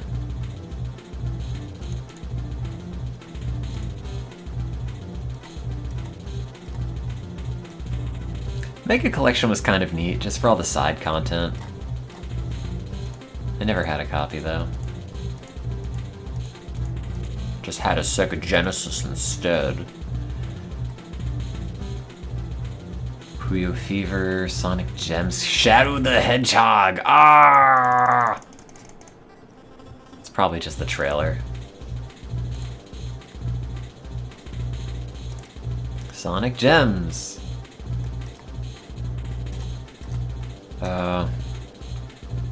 Do people just buy Sonic Gems for, like, Sonic CD? And Sonic Championship? which I think was on there. Yeah, Sonic the Fighters.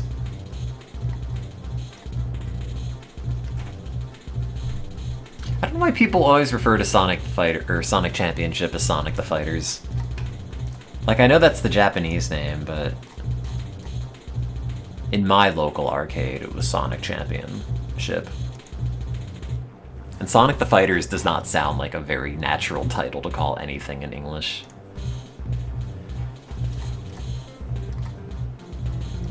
Where's Tails' doll?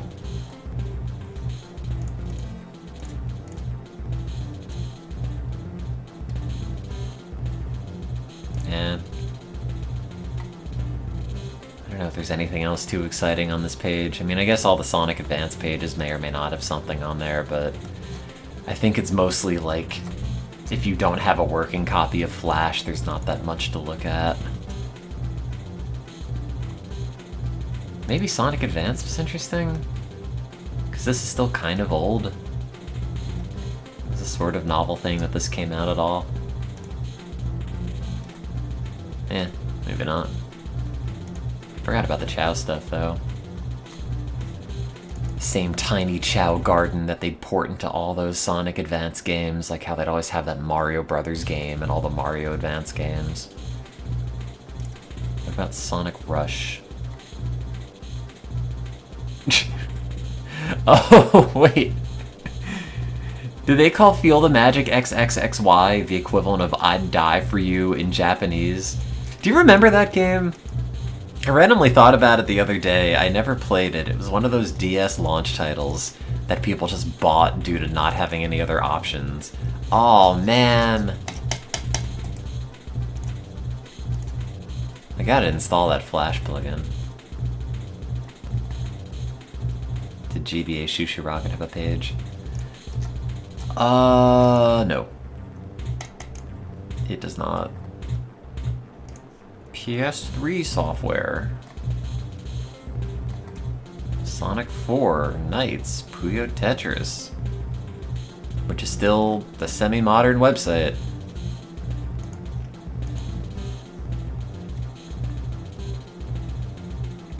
Man. It's a shame that it doesn't seem to be updated anymore, or at least they don't have anything past 2014. Maybe they haven't released any games since 2014, but I don't know. I didn't know they had a PSP version of Phantasy Star. Notice of termination of service. I read the news today. Oh boy.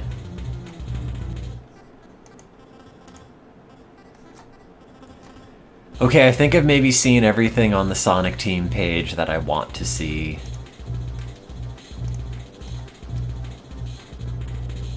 Oh, there's no page for Samba de Amigo.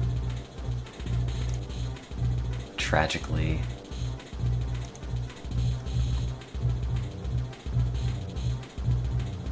Sonic Generations Blue Adventure. High-speed memorial action. It's like speed running your funeral.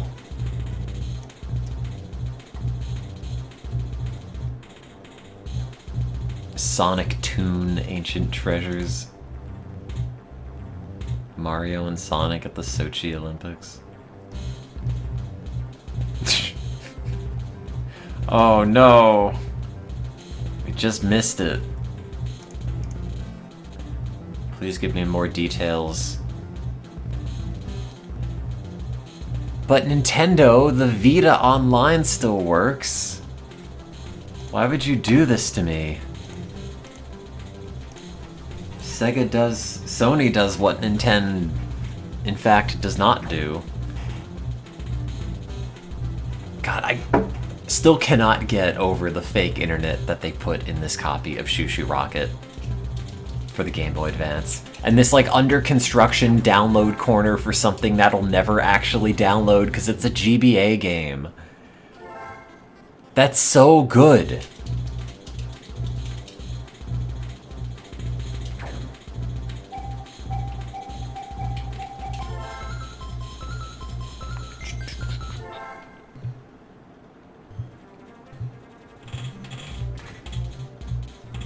does this work again? Oh, you just get individual pieces.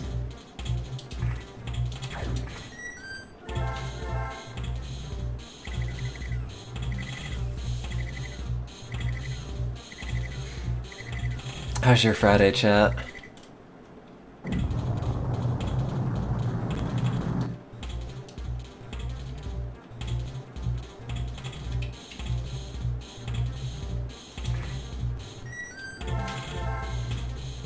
Every time I hear that, I think it's the Pikmin sound.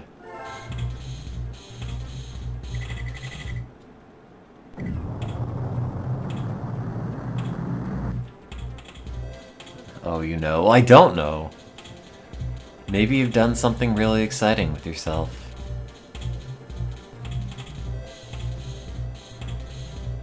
Do I even have to do anything for this? Oh. Oops.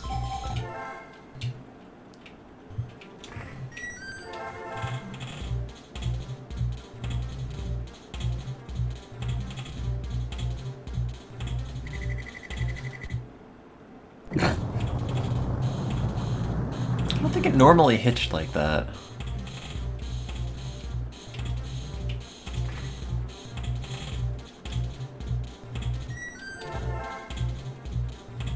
Oops.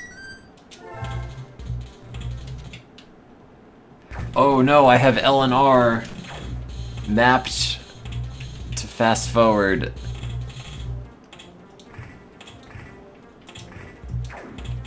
That would explain why that does not work.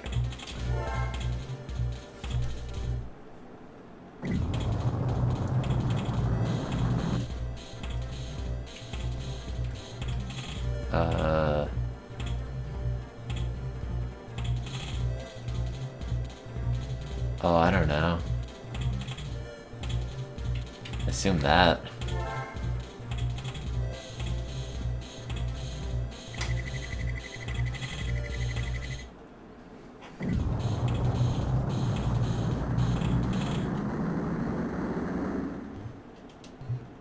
Just work, then gym. Hey, that's pretty good, though. That's multiple things you've done today.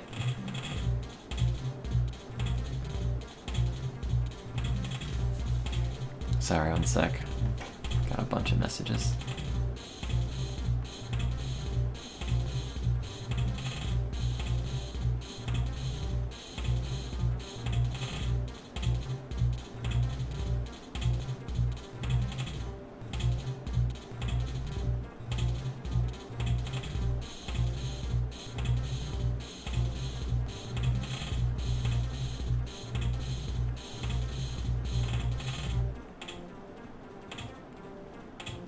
One sec.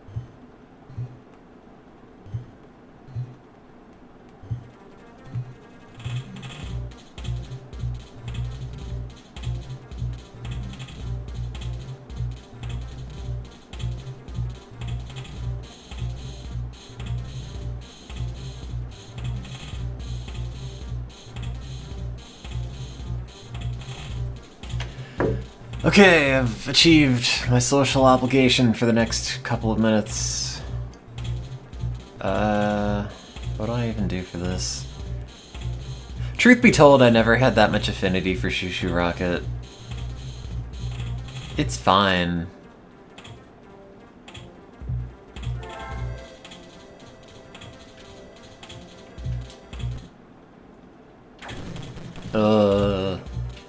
Having L and R in the L and R mapped to like the speed up option is not very good, and also I don't particularly enjoy playing Shoo Shoo Rocket, so I want to do something else. Please allow the capybara to cheer me up. You tried. Those capybara videos where they're in those Japanese hot springs with all the yuzus and citrons and everything are pretty good, though.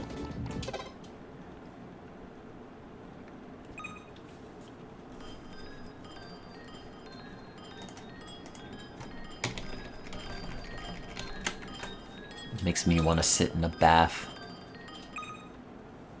But my bath is not big enough.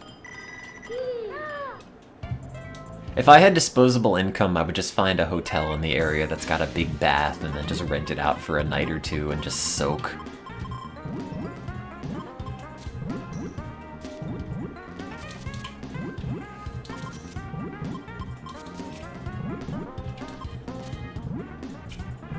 Congrats on helping an old lady with her pill addiction. That's very neighborly of you.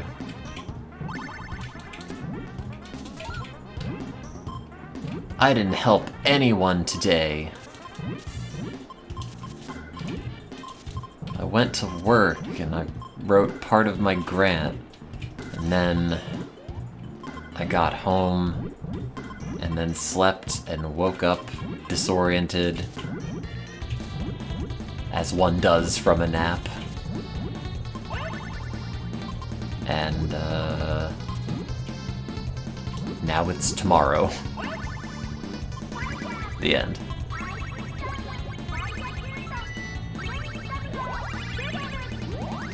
Played Puyo, looked at the old internet, reminisced about the Sega Dreamcast, played more Puyo, and now I'm here. The end. Now you can follow those methods to have exactly the same kind of day that I had. That's a sound.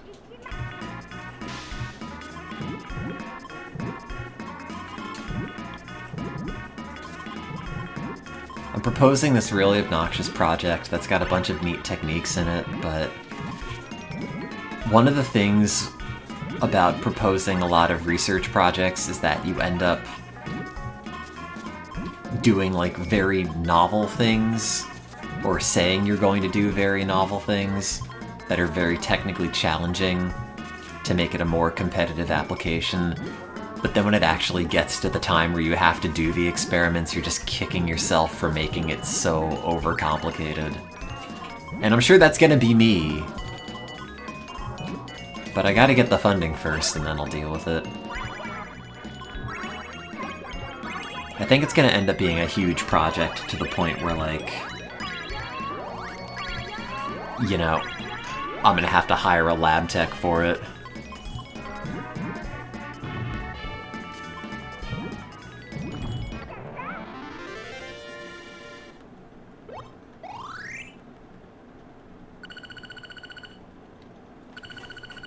But I'll see.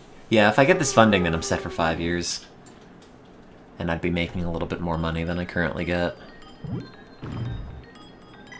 they accept the rat photos for my paper? We haven't submitted them yet. One of my other colleagues thought it was not a good idea to submit photos with mice in them as the cover art for whatever reason. So, whatever. I liked them.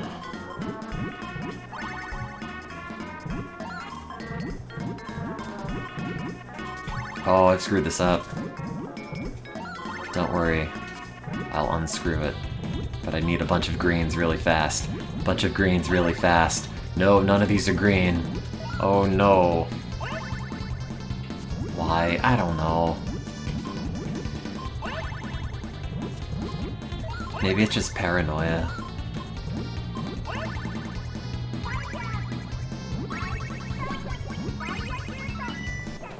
Oh. How much you make is up to the grants you get. Like, kinda, sorta. There are funding limits that HR sets, but for this kind of application, if they give you the money, you kind of say, this is how much I want. This is what I want for the salary. This is how much I expect in, like, fringe benefits. This is how much I want for, like, you know, animal housing costs and additional things like hiring a lab tech and whatever research supplies I might need. You're expected to make a budget estimate for that. And if this project ends up being huge, definitely consider hiring a tech for it. At least for some of it. Although, God knows who it would be. No, I don't get a base salary. That's the thing in research. You're funded by the grant, and if the grant ends or expires, or whatever reason is no longer there, so does your salary. Like, generally, there are agreements for, like, bridge funding, so if you don't get funded on a certain round, you know, you could still have, you know, the lab or the university, you know, pay you a bit to, you know, fund you getting more preliminary data for future funding applications, but, like, essentially the project I'm proposing and the budget and everything for it that I'm proposing is going to end up being my salary, period, not on top of anything else. Which kind of stinks, and academia sucks, because I kind of just want to go into work and be told what to do and then go home and not think about it anymore, instead of having to, like, every couple of years try to justify my existence and why you should continue paying me, other than, like, I would like to live and eat food, ideally. You know, it's gotta be more than that. And it gets kind of stressful and kind of obnoxious, and you don't really make that much money in the grand scheme of things. While I tell myself, oh, I do it for the love of knowledge, I would also kind of just like to not stress out about that kind of thing.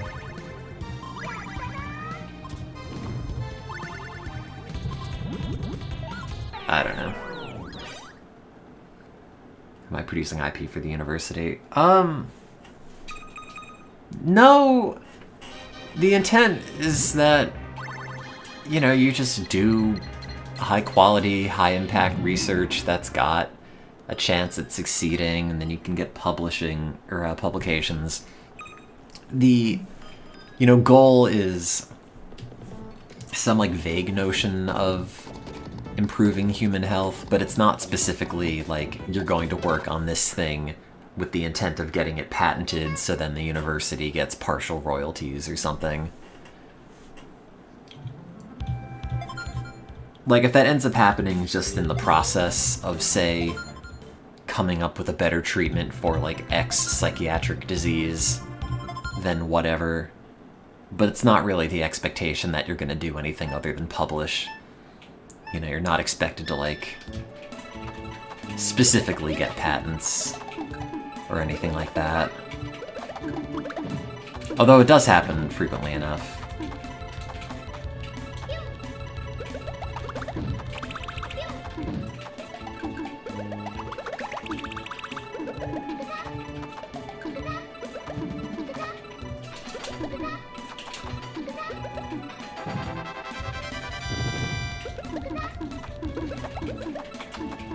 I mean, it's nice that it's open to pure research, but the other problem is that, like, research priorities change a lot.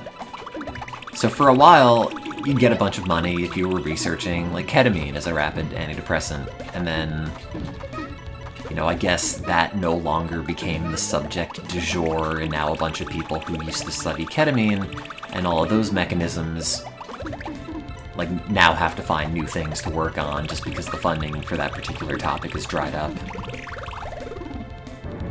And that's a drag.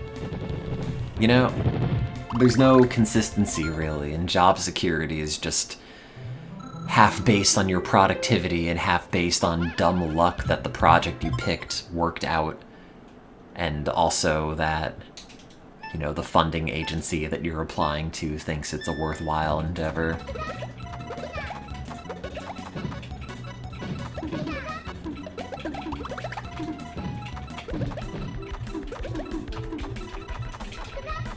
Anyway, fingers crossed, I guess.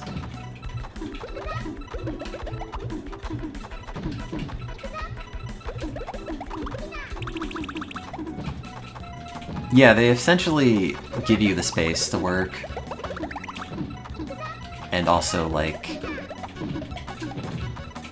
process your grants.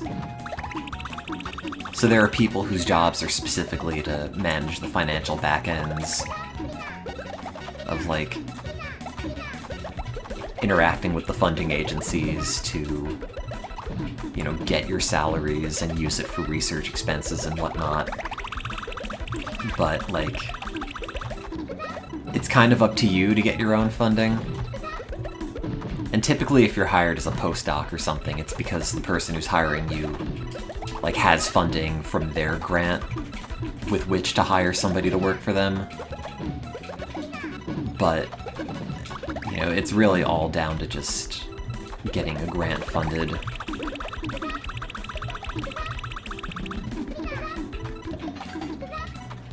And eventually being somebody who is an independent scientist and gets enough work going where they kind of carve out a niche in the field and continues to get various projects funded so you can continue to eat food and not starve. I don't have personal lab minions yet, but maybe after this. A lot of the funding is from NIH or NIMH. Some universities have their own grants.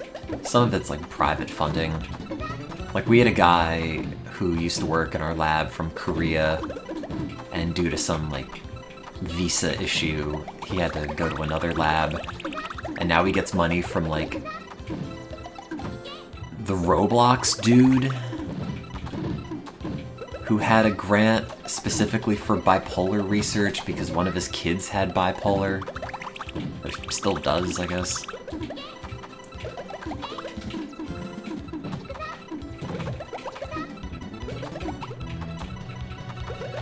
So there are a number of sources for funding, but it's generally federal. Like an NIH grant, NIMH, DoD, that sort of thing.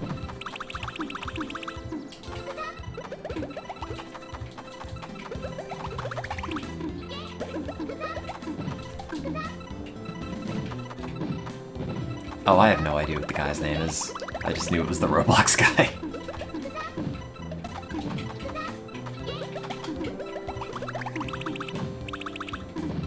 Oh no, being a good writer is, like, super critical. Because if you can't really communicate what you're going to do and what the impact is, and really, you know, craft a good justification for yourself and your research interests and everything, you're just stuck.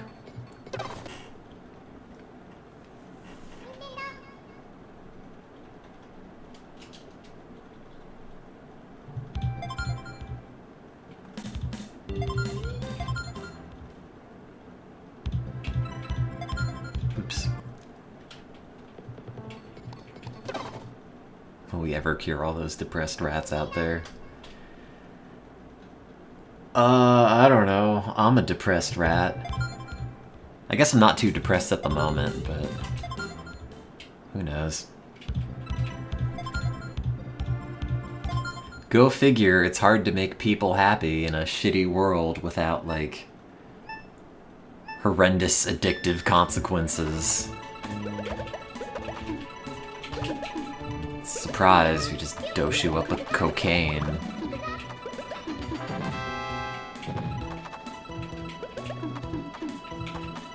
With a disease whose underlying neurobiology is just a big question mark, really. You know, like, you go to the doctor and get a depression diagnosis, and it's just based on behavioral symptoms and functioning and anything, or everything like that, but nothing that's really physiological or synaptic unless you got really good insurance and they put you in like an fMRI machine to see like, oh, your resting state connectivity in this prefrontal area is slightly different. That means, I don't know. There's a bunch of different biomarkers for things in rodents and other lower organisms, but in terms of what we can actually meaningfully screen for in patients, it's not really that much. Which is why antidepressants are so hit or miss. Or at least the contributing reason why.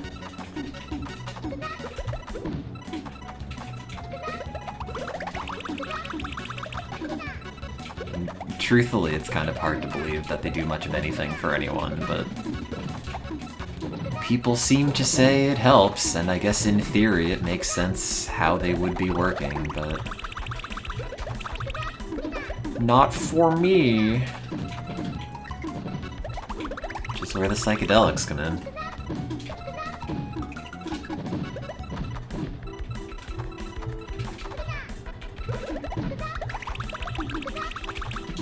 Oops. That didn't work. Yeah, we have to take all your sad blood out and put all the happy blood in.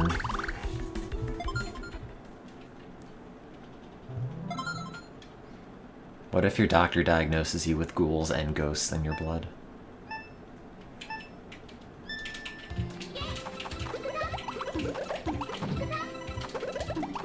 Oops, that didn't work.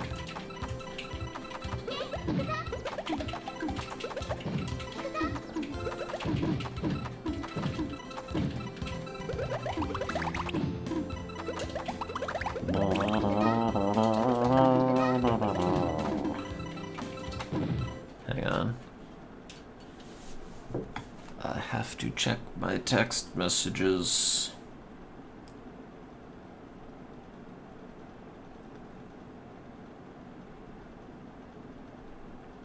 Oh, I have text messages.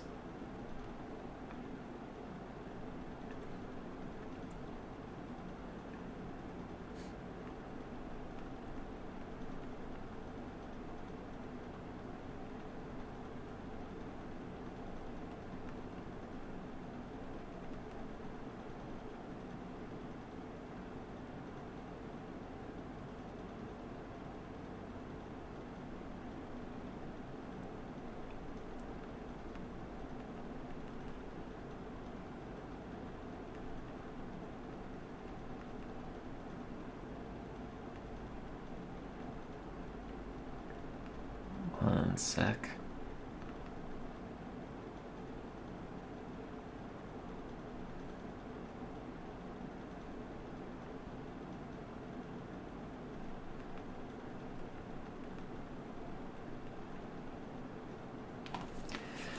There, I did it.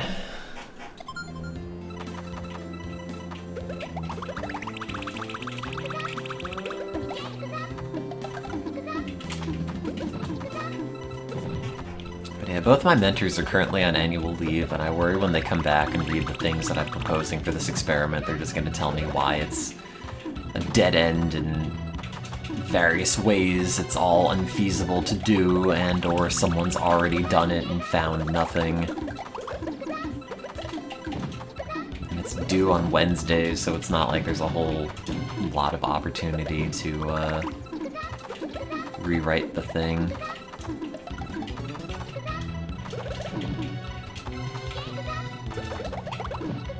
I bought some dumb musical plaything that I haven't picked up yet.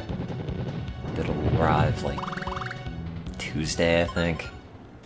Which I'm sure will end up distracting me a bunch if I actually open it then. No, they're just... I don't know why it's called annual leave. They're just out for a week.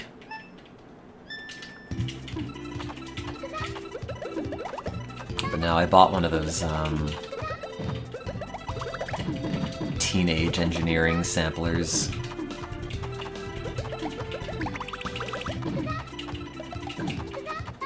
Seemed like fun to screw around with. What is it, the KO2? The one with all the fader issues.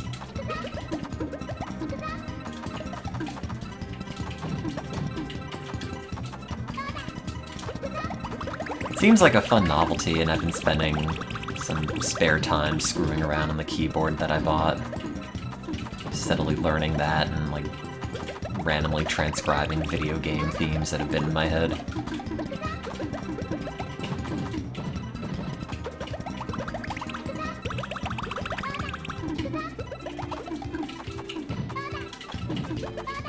Sit in a coffee shop and eat a sandwich that's expensive really slowly and sip an expensive latte over the course of an hour and make fat beats and become the kind of person that I think is a cool person. Hypothetically. Alternatively, it'll just sit in the box and I'll have no idea how to use it because the interface on that thing seems totally arcane. But it's just cheap enough to be in the realm of impulse buy. So I've impulse bought it.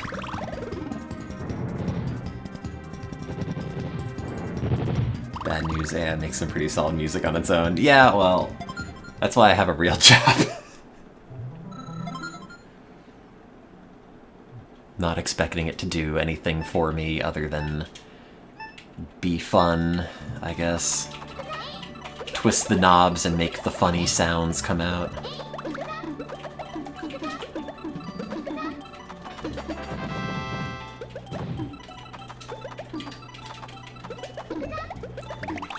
Well, I don't know, maybe, like, transcribe isn't the right word for it.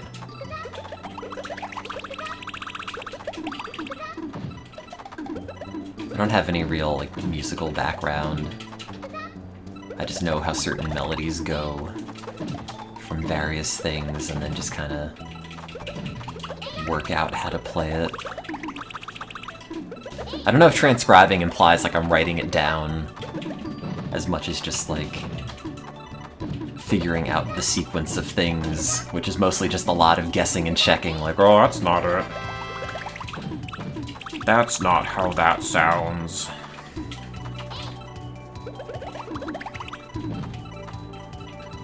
Oh, none of these work.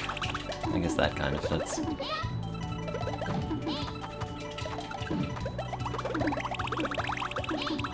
I mean, all the stuff that I currently have saved on my phone from it is like, here's the Mystical Ninja Town theme. Here's me, like, playing the Mother 3 Love theme because I fiddled with the sample for the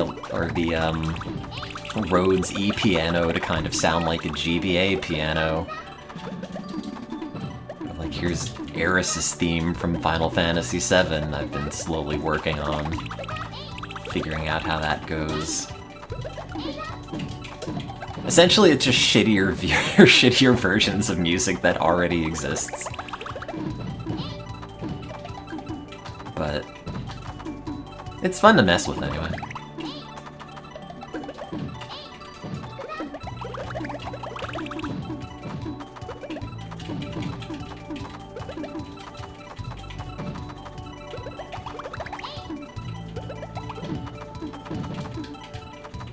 Nah! I did do Freight out of Compton. Wonder what an AI-generated Beach Boys album would sound like. They're already doing that. There's one guy on YouTube who's got, like, super impressive AI models of different people in the Beach Boys, including how they sounded in different eras. Like how mid-60s Brian Wilson sounds different than late 60s Brian Wilson sounds different than early 70s Brian Wilson based on, like, drinking and drug addiction and everything. And also just general aging. It's, like, super impressive to the point of being kind of off-puttingly scary.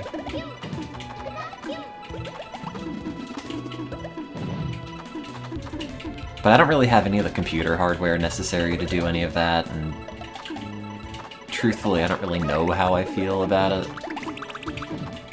Like, when I made my mix of Smile, it was all just stuff that was already done. You know, like stuff that was recorded. If the song didn't have vocals recorded for it, it didn't have vocals in my mix, really. I was just taking bits that already existed and then just rearranging it. I wasn't, like, producing them de novo with the aid of AI.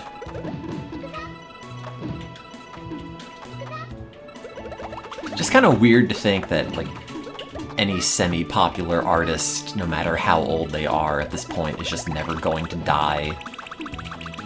It's always just going to be some kind of robot model of them that'll continue producing new, like, Beatles songs or what have you forever.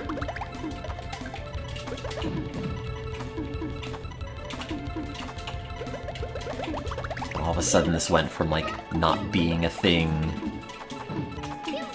throughout all of human history to all of a sudden, oh surprise, now we have this thing now, and you just kind of have to deal with the consequences. Have fun.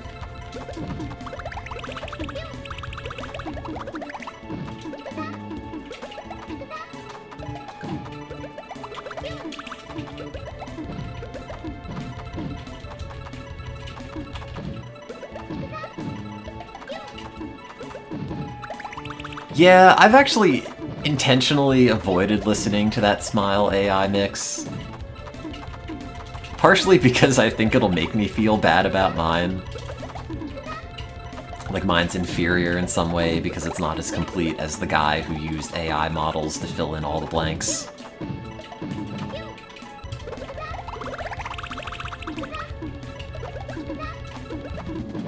But also I like mine anyway, so... it's the best I could do, and I think it came out okay. And by okay, I mean actually kind of great, and it's maybe one of the best things I've ever made. God damn it.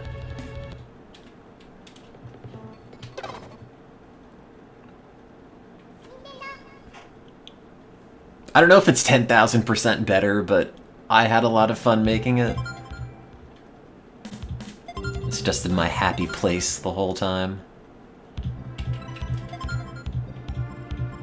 Spending like multiple days or weeks trying to arrange those extra drum fills for the splice of Child as the Father of the Man and the coda of Surf's Up.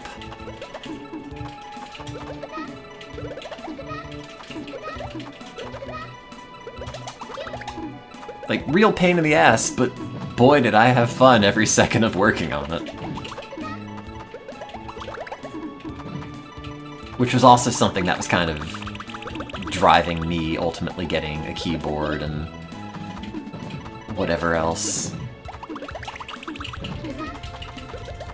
Just because it's kind of satisfying to make stuff out of nothing.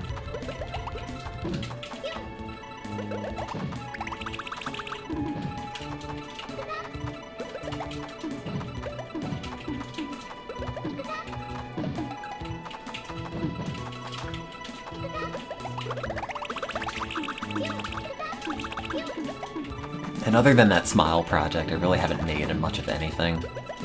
Other than, like, lab work.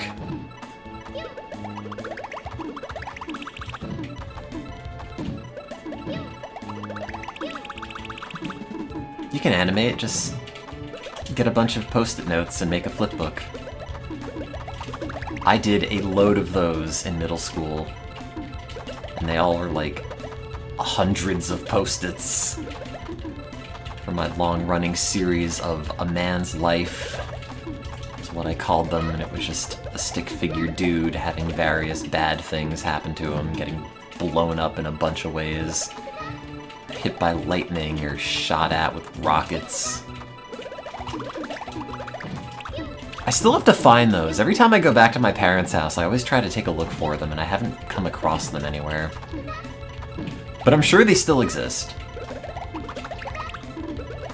Just because I want to digitize them at some point. God damn it. Teenage boy things. No, I was like 9. I think the last one I did was like 6th grade. It was all elementary school. How long did the hold on screens take to make? It depends. Like, the ones that don't have a lot of animation didn't take very long.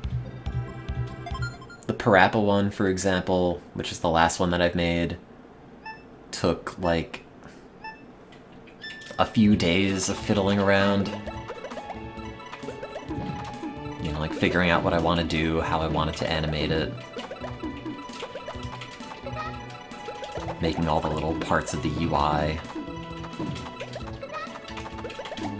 But I was also doing it all in Microsoft Paint. I'm sure if I did it in software that, say, had layers,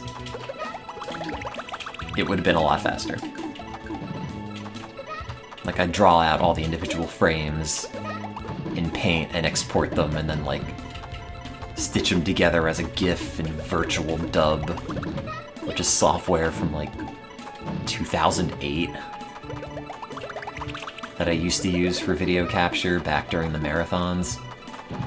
But it also works for some random assorted video processy things.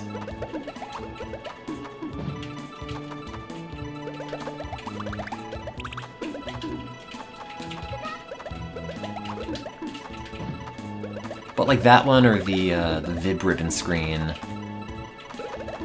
probably take a couple of days of just working on them. Kinda on and off. In like 8-hour bursts of just sitting there hunched over the computer.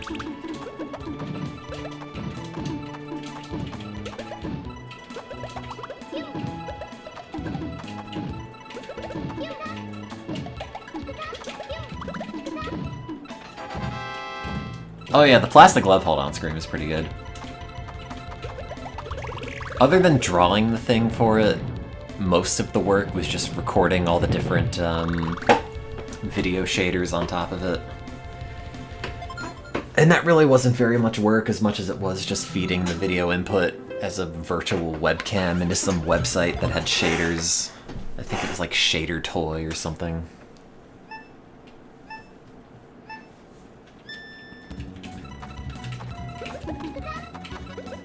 Yeah, like, they took a bit of work, which is kind of why I never ended up doing them for anybody else. Just because after I've done working on them, it just kind of feels like a very personal thing that I would not really want to give away. Just do it for the sake of doing it. And then I would load them up afterwards and just kind of stare at them. Like, oh, good job, me. Look at this thing that you made.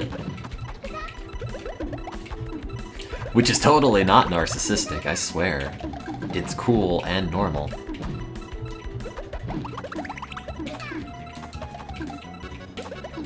I did that a lot with papers I'd publish, actually. Like, open them back up and then look at all the figures and reminisce or something.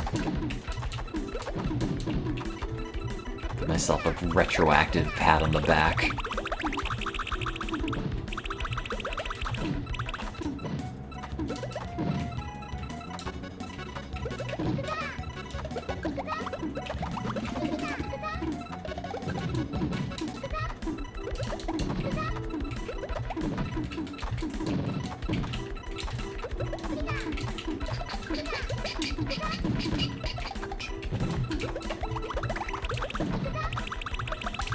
Oops.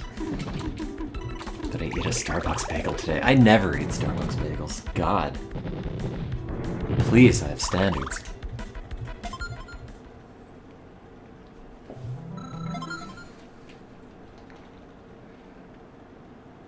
Maybe my depression is a temporal component. Future Tim makes up for appreciating things later.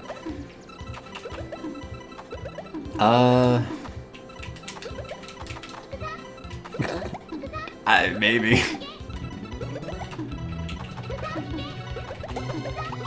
Probably not, I think I just have brain worms.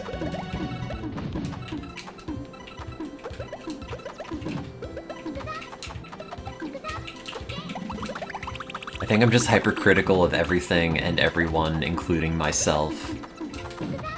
And then it's very difficult to, like, do anything that satisfies that, so I'm constantly miserable.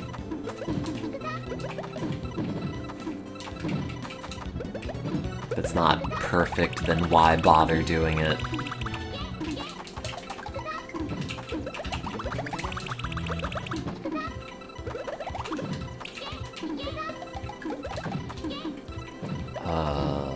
None of these pieces go together. Oops, didn't mean to do that.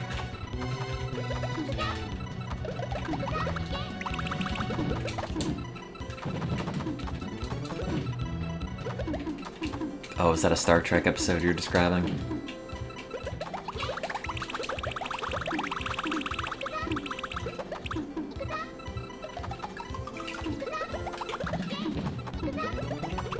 Could be.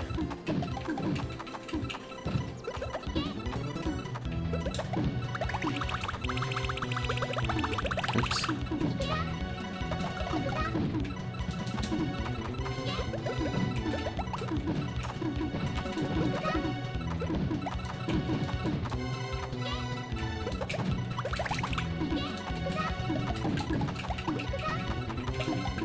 Anyway, that's my life.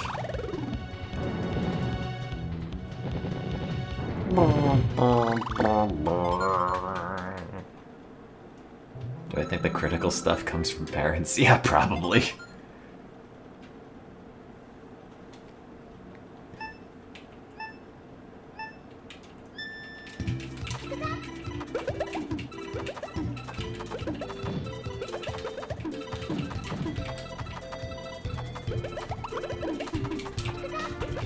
I'm sure that's the case for most people, though.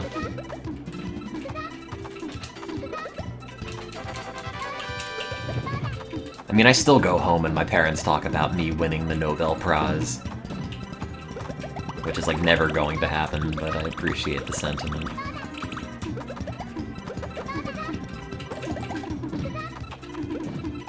Or how I was, quote, their gift to Western civilization, which...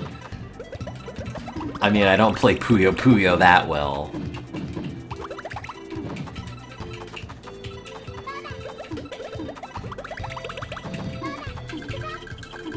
But also, I'm in my 30s, so, like, whatever. Doesn't really matter.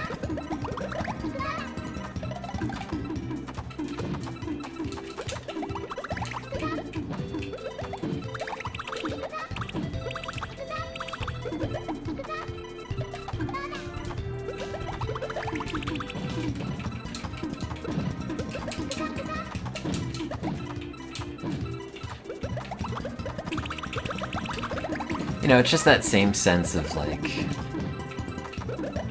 what's the word? I'm blanking on it. Like, insecurity that everyone's got. And some people deal with it better than others.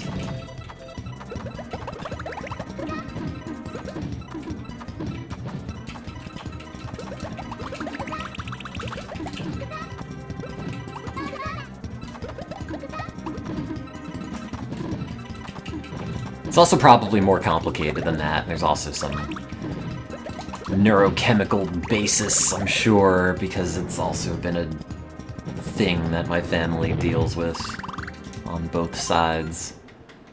With some kind of heritable component.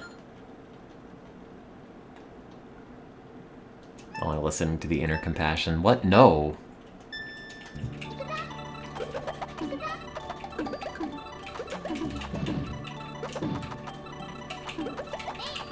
Only judged by the things that I do, and how productive I am. And if I'm not, then I have no value as an individual.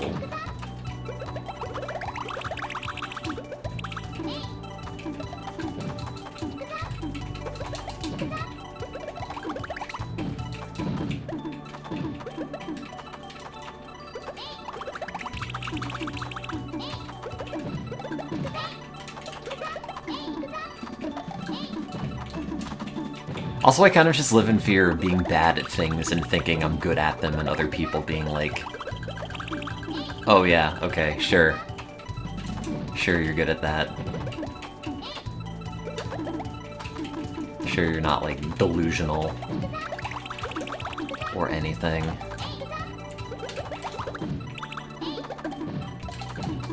So I try to just be halfway decent at things that I show anybody.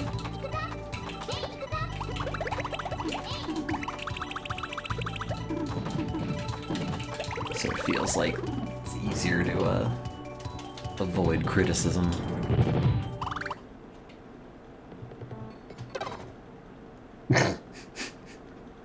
Sounds a little eugenicsy.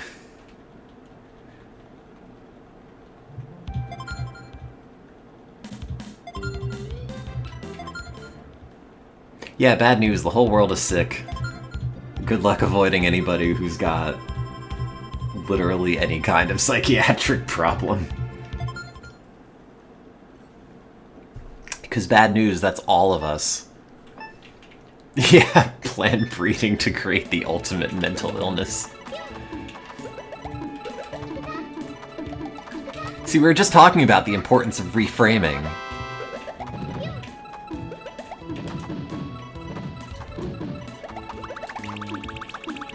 Oh god, I had like 4 opportunities to stack those 3 yellows on themselves, and I didn't take any of them. Why am I playing this game? I hate it. Oh, but I don't really like Puyo either. I just need another game on here that I can play without thinking. No, that was, paneled upon. How about Puyo? No! I don't have Mean Bean on the Super Nintendo.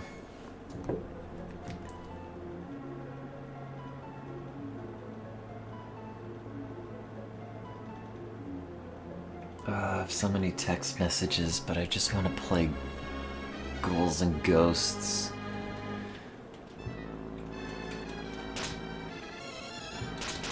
Oops.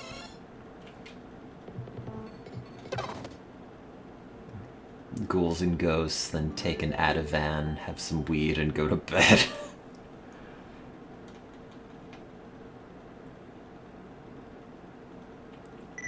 Saw a launch year Super Nintendo ranking that had this at number 2.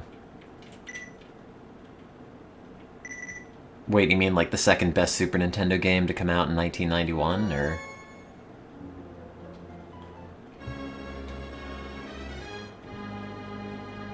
I don't even know what else came out.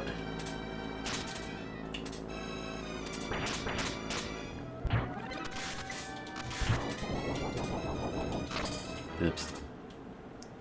Link to the Past was 3. Okay, that's... not correct. Do they have Mario World as number 1?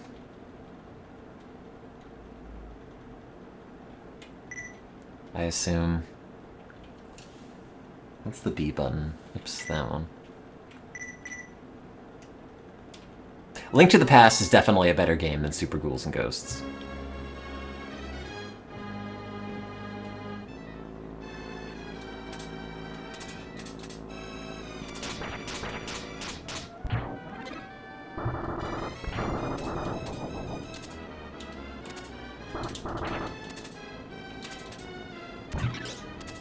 For final qualifying exam presentation tomorrow. Do you? It's Saturday.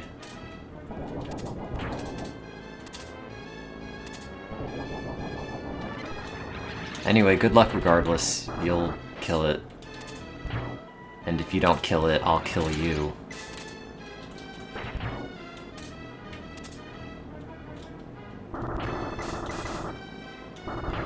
Yeah, well, Monday's an eternity away, so don't worry about it.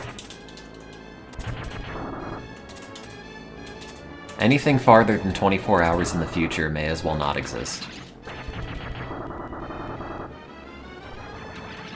I played the arcade version a lot when COVID happened. I don't know why I ended up getting so drawn to it then, but something about it just clicked.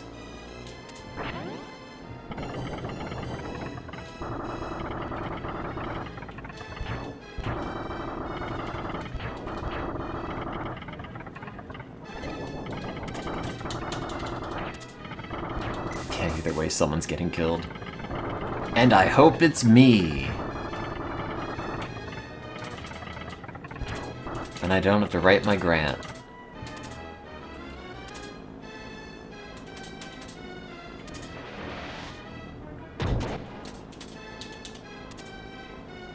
I don't know, I just got into Sega Genesis Mini at the time to pass the time in COVID. And was like, oh, it's the game with the ghouls and ghosts music. It's the stereotypically hard game. What if I became really good at it as a joke? And then I kind of did. I mean, not really good at it, but one credit cleared it at least once.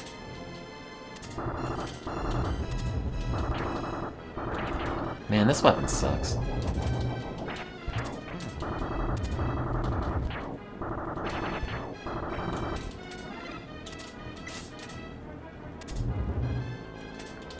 Well, I never actually finished the Super Nintendo version.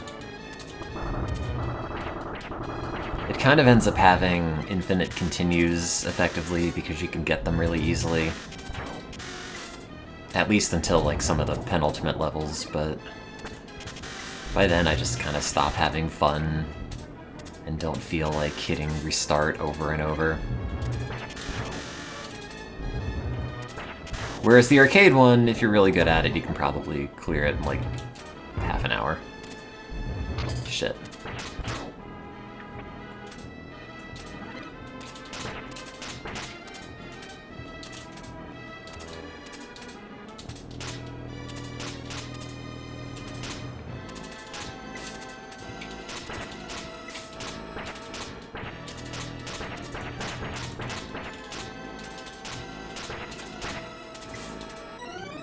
Did that hit me? Go to the replay. I feel like... What is that hitbox?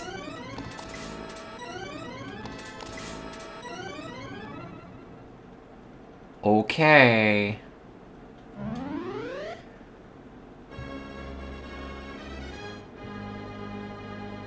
Yeah, big ol' square hitbox. Welcome to 1991.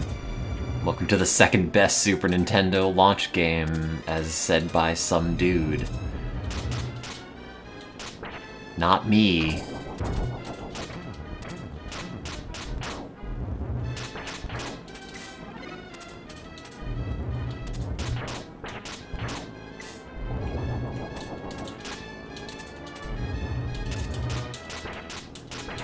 Some dude with bad taste. As opposed to me, where I only like the good things.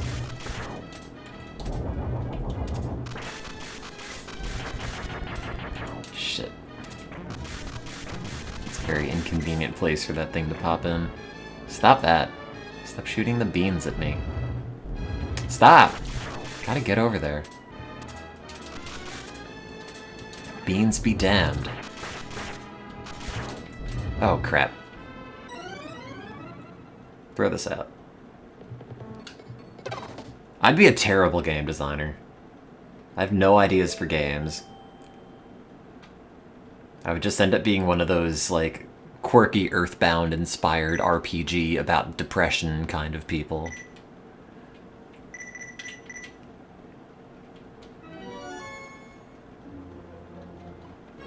Yeah, the gravy Bendito. I was just thinking about that, like, last week. While driving home. Dumb RPG Maker projects. That's what the world needs, though. More RPG Maker games. More RPG Maker games that nobody ever finishes. Just add incense. Oh, incest! It's popular with teens. What?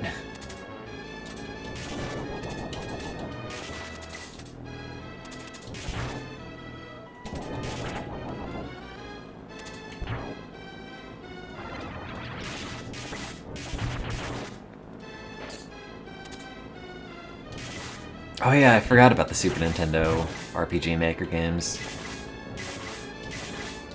I don't know what game you're talking about, Tifa. I don't know about video games. I know about games on the Sega Genesis and expect people to still care about games on the Sega Genesis. And then I realize they don't. And that time has passed me by and I'm the only person still thinking about F-22 Interceptor.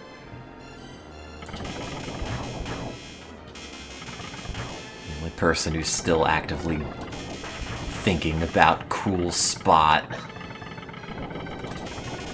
As if any of that matters. As if they haven't put out, like, 10 more Gun-era game consoles between then and now.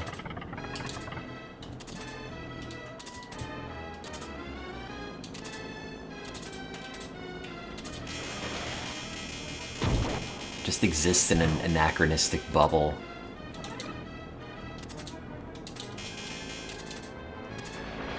Which is both sort of comforting and also intensely disorienting when I ever step outside of it.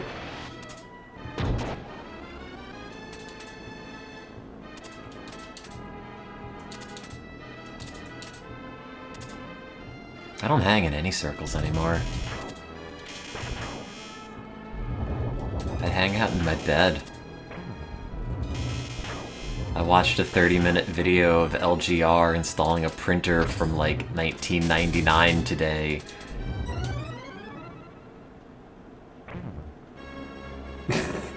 Content, baby. Also the fact that they had a printer cartridge for that thing that had a camera in it to allow you to use the printer as a scanner is ridiculous. I had no idea such a thing existed. Granted, he didn't get it to work, and the whole printer didn't really seem to work much at all anyway, but, like, conceptually, that's crazy. Did I see that Mario Invisible Wall video?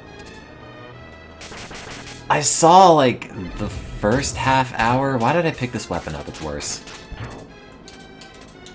I watched a little bit of it, and then I just got bored.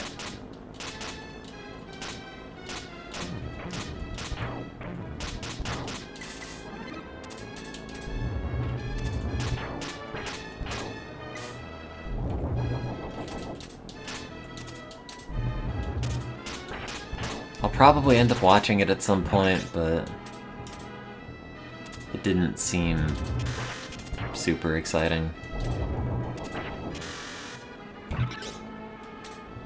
Like, I don't even mind long-form videos. I'm generally down for them. It's just this one in particular really didn't do anything for me. Man.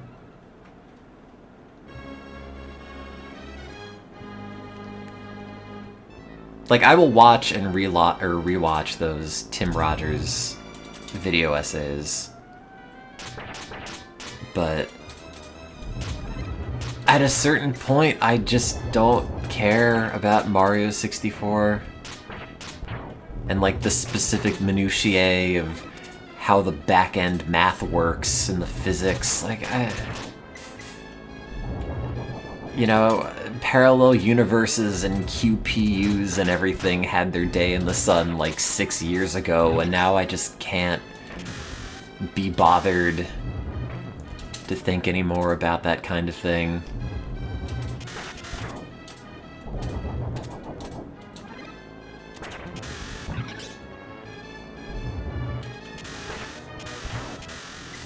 Oh no, I'm glad there's a fan base for it.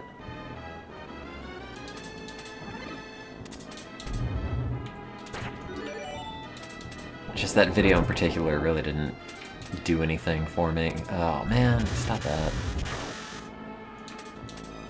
How do I get that to go? Like that, I guess.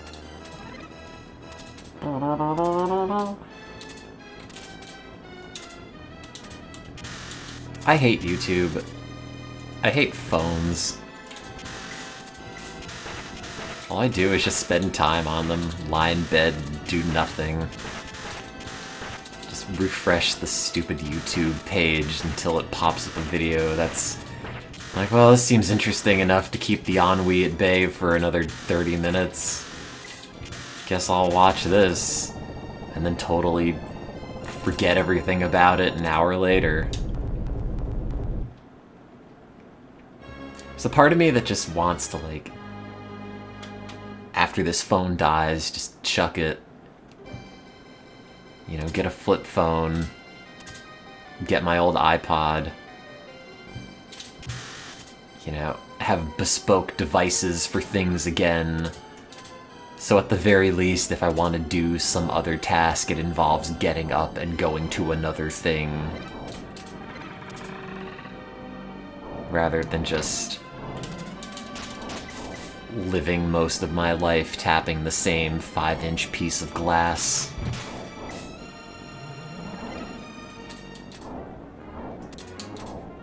But it's also so easy.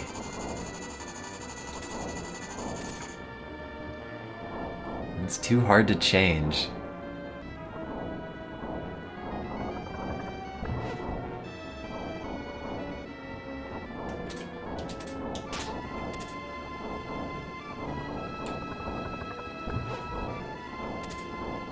Feels like it's one of those things you can't really put the toothpaste back in the tube for.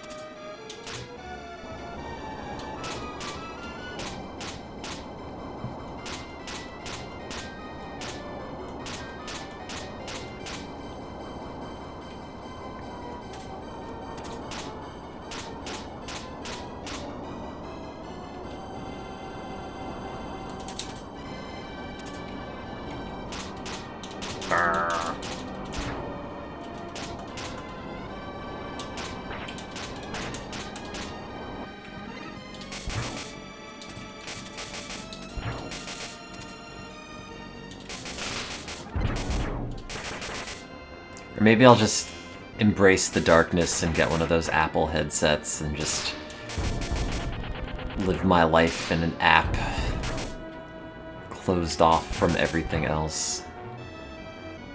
I say as if I have $3,500 in disposable income. Can my grant pay for it?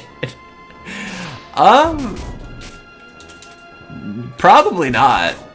I mean, if I could come up with a really good justification for why I need a VR headset for this neuroscience experiment, hypothetically, yeah, but like, every time I'm at a neuroscience convention and they have somebody demoing VR, it's always an interesting novelty that I have like zero practical applications for. It's just expensive. Like, oh great, now you can look at a protein and how it's folded in 3D and smash your face into it, which you could just as easily do on a normal screen. No, my project's gonna be really obnoxious. It's gonna have a lot of single unit recording, it's gonna have a lot of fiber photometry, it's gonna have a lot of expression profiling with fluorescent activated cell sorting and probably some coherence analysis with either LFP electrodes or combination of optogenetics and fiber photometry, but I haven't decided which is the best approach yet. One of my colleagues was talking about using a genetically encoded voltage sensor to probe connectivity in a cell-specific manner, which would be cool, but there aren't that many papers that use that yet, so it's kind of flying blind. And also, I don't exactly know how to, like, selectively express multiple constructs in the same animal if, you know, you only have one cell type expressing Cree recombinase. I guess if you could find enough cell type specific promoters, you can design a vector to target them, but I don't know.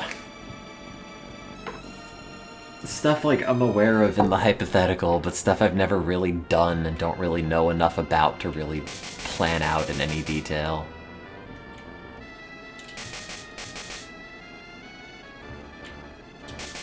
And I guess if you just have a Cree-dependent animal and it expresses Cree in two different cell populations via some kind of genetic cross you've made, and you're, like, infusing the construct in 2 separate locations. I guess that could work. I guess actually that could work if you have the construct with 2 different fluorophores.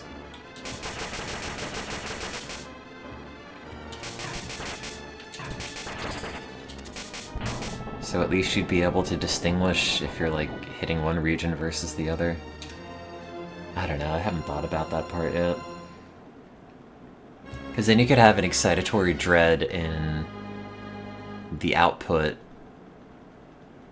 and then see where the active projections are with a genetically encoded voltage sensor that is still Cree-dependent, but using a different fluorophore as the marker. Although I guess that would be fiber photometry.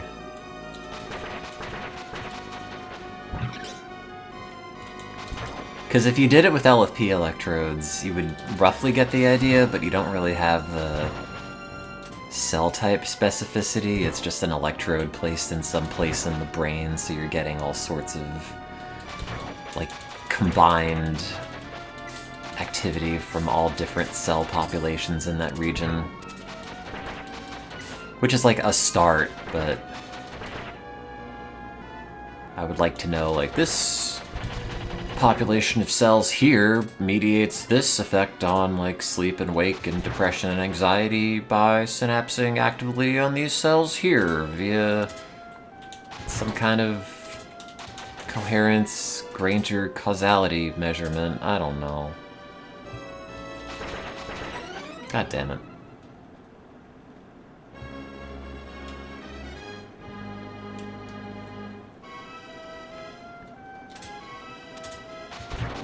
I'm just kind of talking to myself.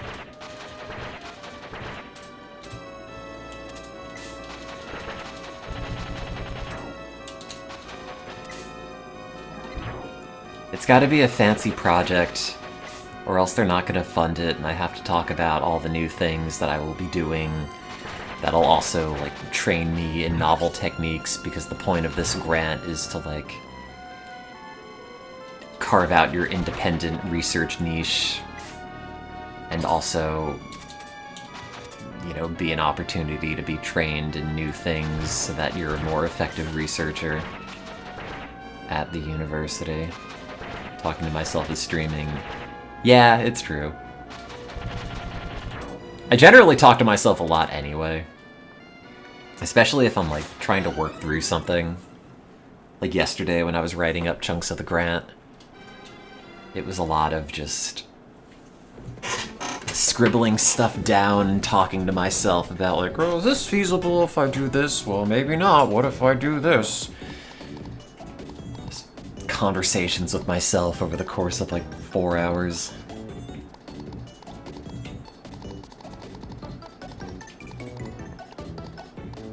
I guess it got done, so it did help.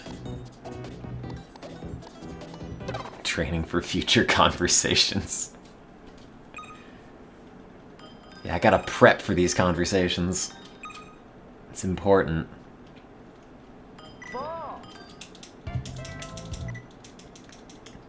It's the years of stream experience. I think it's the years of loneliness.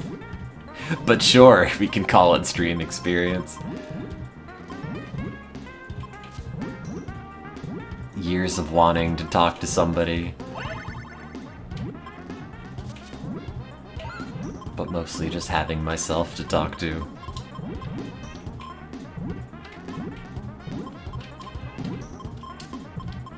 Oh, this isn't cropped totally right. I don't think any of you care, but I'm gonna fix it. Auto crop.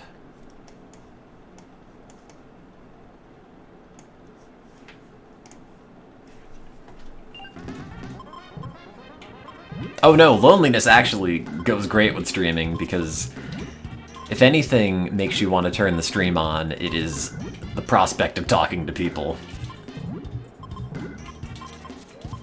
For, say, the first time in days. I think I screwed this up. That needs a yellow back on it. Maybe it also needed that blue, but I haven't decided. Probably would help.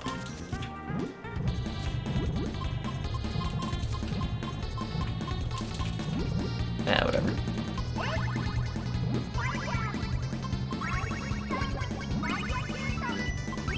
That's not what I wanted to happen. Also, I have no idea what that is, none of your business.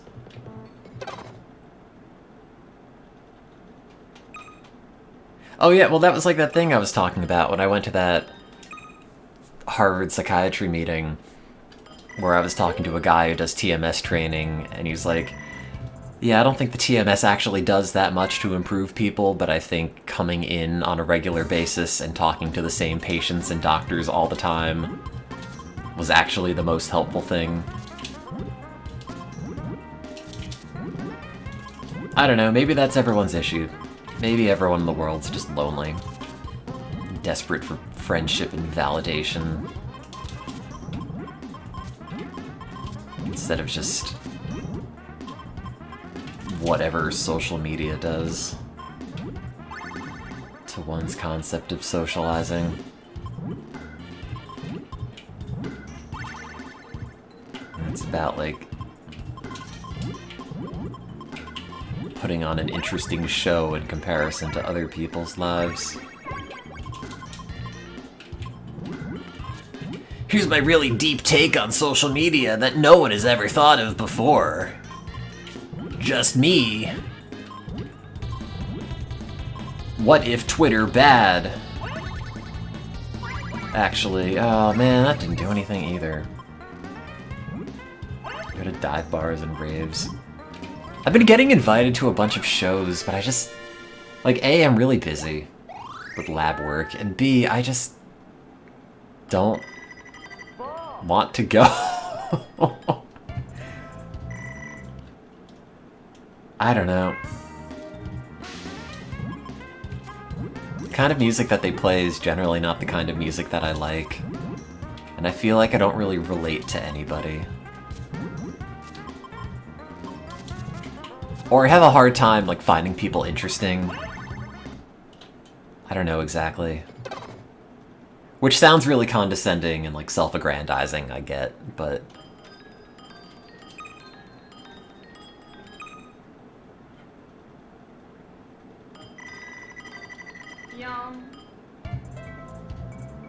yeah, like, I got invited to a show and went a couple of weeks ago, and I'm just, like, standing there. I don't really like this music that much. Like, I guess you're supposed to, like, move and dance, and then a mosh pit opened and I left. Like, sorry. Thanks for inviting me, I appreciate that you think I would be good company, but this is so far outside of my scene that I just have reached my limits of, like, humoring you this evening. Time to go home and watch LGR install a printer on YouTube for 40 minutes again. Time to rewatch Tecmone videos about tape cassettes. Shit. That's not what I wanted to happen.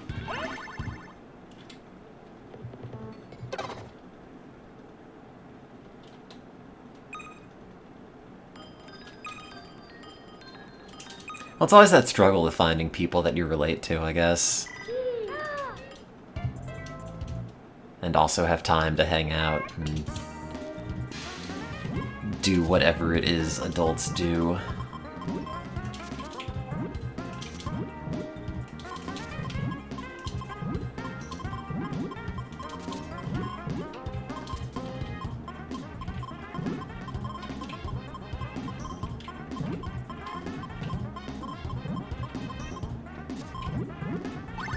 Get rid of that.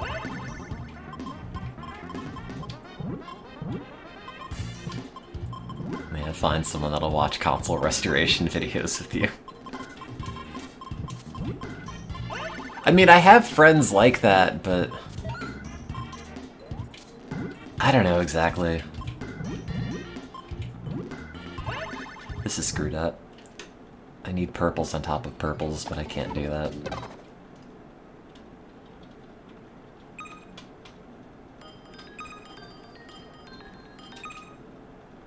I just need a clone of myself.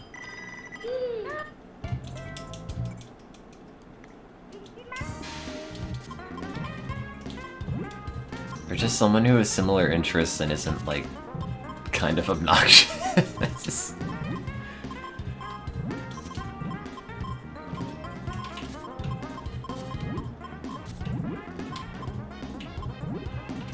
But also I realize I'm probably just kind of an asshole, so... probably does not make it easier. What am I doing? Green, blue, red... blue... okay.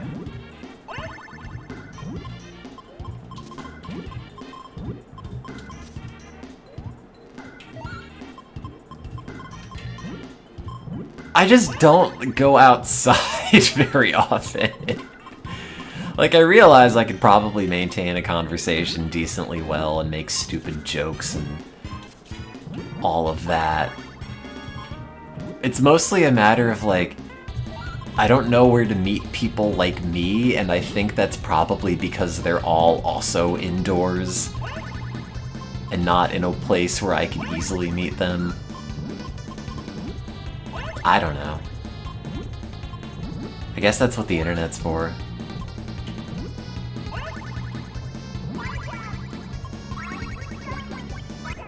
Oh, I was watching that. Okay. If I cloned myself, would I be a baby? No. Yeah, well... It would be a baby, but it would have the telomeres of a 32-year-old. It would be a baby that died at like 24.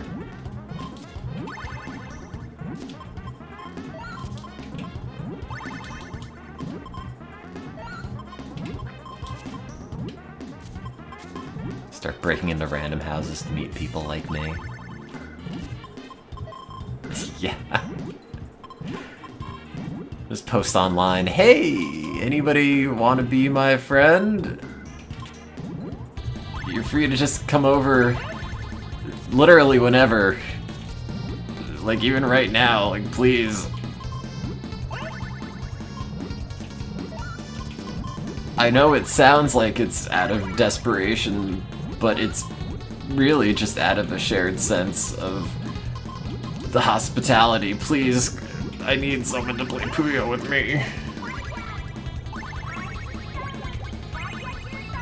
I need someone to listen to my city pop records and say, ah yes, I love Tatsuru Yamashita, and I'll say, wow, I love him too. Do you want to watch the Lazy Game Review guy install a printer with me? Eat the food I make, the bread I bake, and something else that rhymes. The...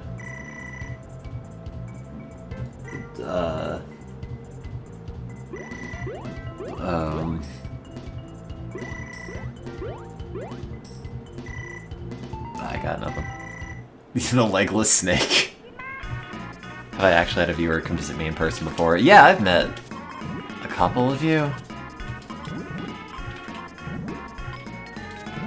Some I just met because I was, like, in that city. Like, when I was in Chicago for neuroscience conference, I met somebody.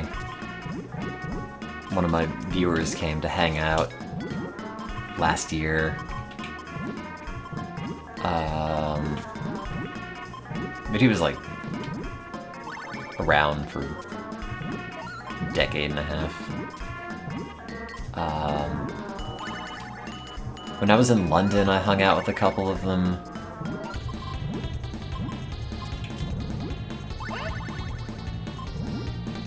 But there's nobody, like, super local to me, I don't think. Man, I really botched that chain, and I don't know what I did. Well, I might be in Chicago for neuroscience this year, although I haven't figured out what I'd be submitting for the abstract, so feel free to say hi and be disappointed by the reality of this. I did have one over for the marathon. I could probably make a list. It's, I don't know, maybe like 10 people over the course of streaming. So like a decent amount, I suppose, for someone who doesn't go to conventions or anything. When is it? I think it's November? I don't know, you can look up Neuroscience 2024. I may or may not go. I don't know if I have anything to share. And I'm not sure if they will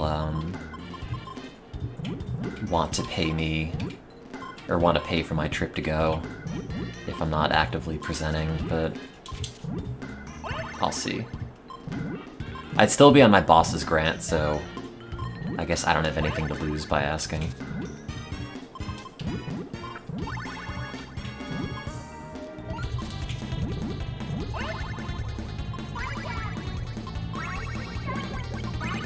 No, no one has randomly come across me in person. I mean, I'm not really notable. I just played Oregon Trail as a faceless entity for years.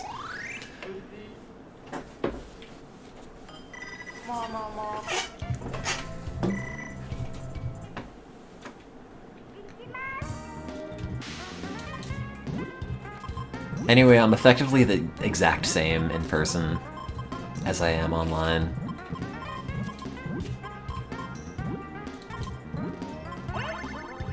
So it wouldn't really be hugely exciting. You would just have to deal with the disconnect of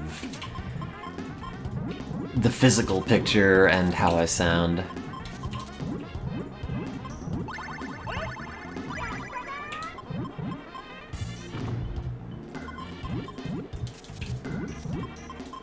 It's true, I did play Roller Coaster Tycoon as well. Oh shit. Yeah, whatever. There's your 5 chain. For literal babies. Still sort of a stick figure. Used to have the best stream on Twitch. Bam! Got him!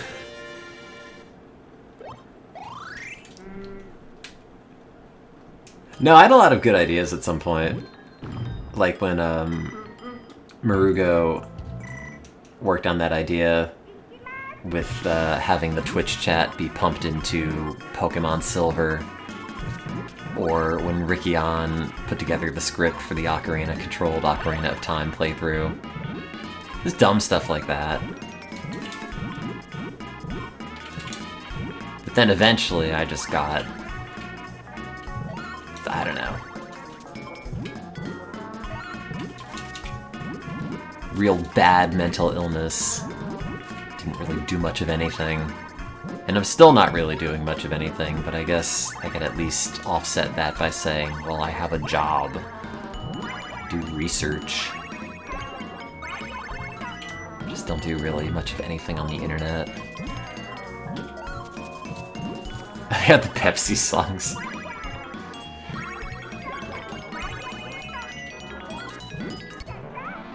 I don't know if that counts, but I guess it sort of does.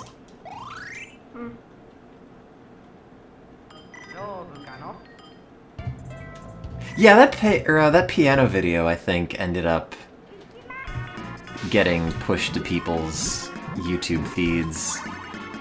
Because it was stuck at like 19 million views for the longest time, and now it's at like 20.1 or something last I checked.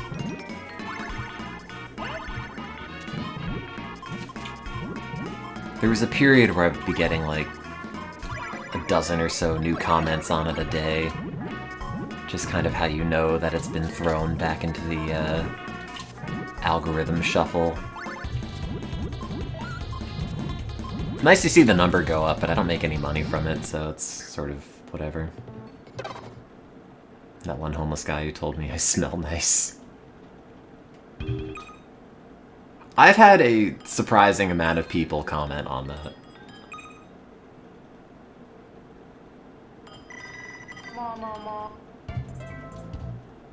To the degree where I kind of feel like it is a bit that I'm not in on. But I don't know. If you come hang out with me, you could smell me in person. The first scratch and sniff streamer.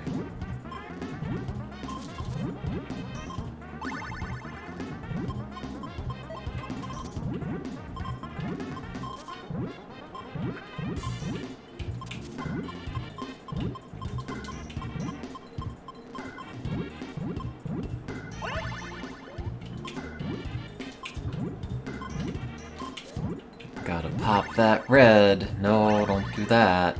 Nope. It's safe to get rid of that. Oh shit, it's not.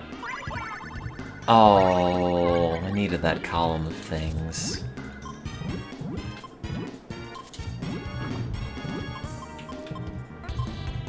Yeah, whatever.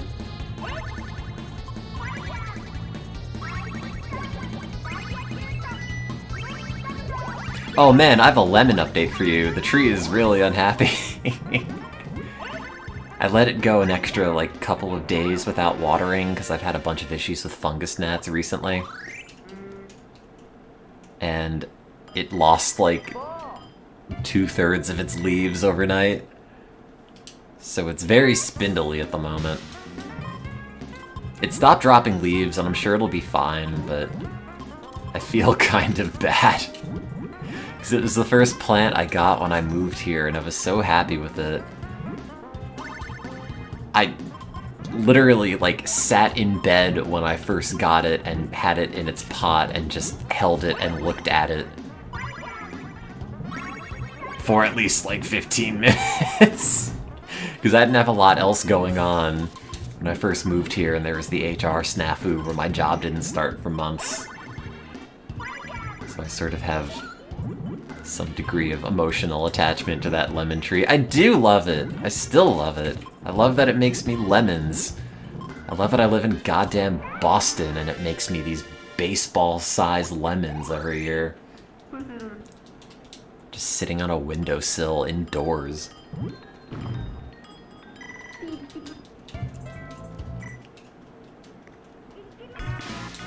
And then I make lemon preserves and give them to my colleagues and mentors and try to stay on their good side.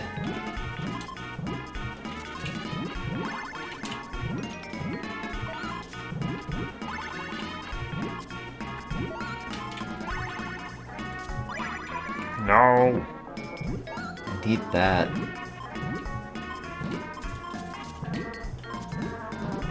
So much effort to play a video game. I mean, it's not, but it also sort of is. I just want to talk.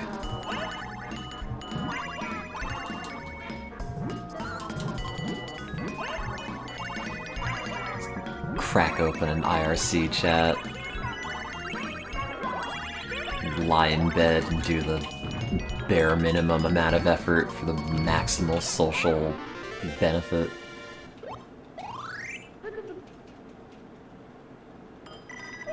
Person who gives you food at work is the backbone of your job. I don't think any... Well, every now and then somebody will bake something and bring it in, but...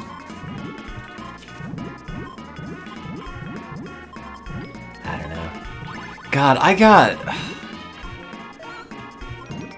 There's this occupational health nurse at my hospital who sent me an email a couple of weeks ago asking, like, oh, haven't seen you around the hospital for a while. I wanted to catch up. What's your phone number? And I was like, this is kind of weird. I don't really know this person that well. And it sent him, like, my official email.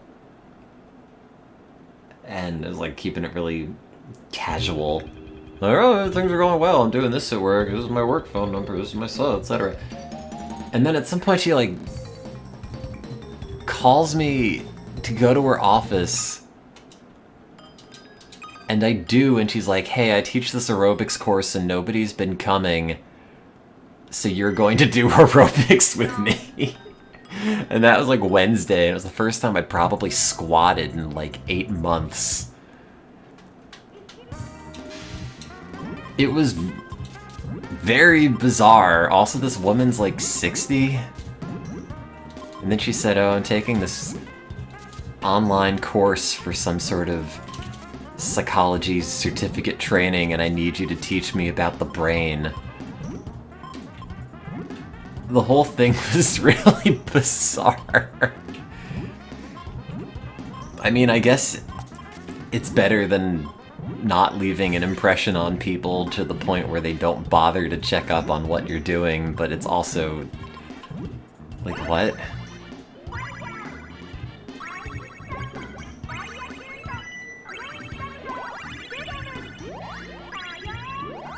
It's not a very interesting story, but for a couple of days, I was just not sure what this email that was like, hey, I'm interested in you and what you're up to.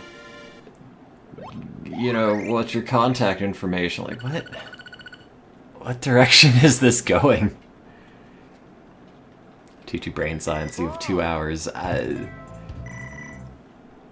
Okay, so there's a neuron... There's a fight between depolarizing and hyperpolarizing ions, and the cell has to maintain a very specific balance of each in order to fire or not fire an action potential. Whereas various excitatory and inhibitory neurotransmitters are in competition with each other to adjust the membrane potential to hit the threshold at which a cell fires an action potential.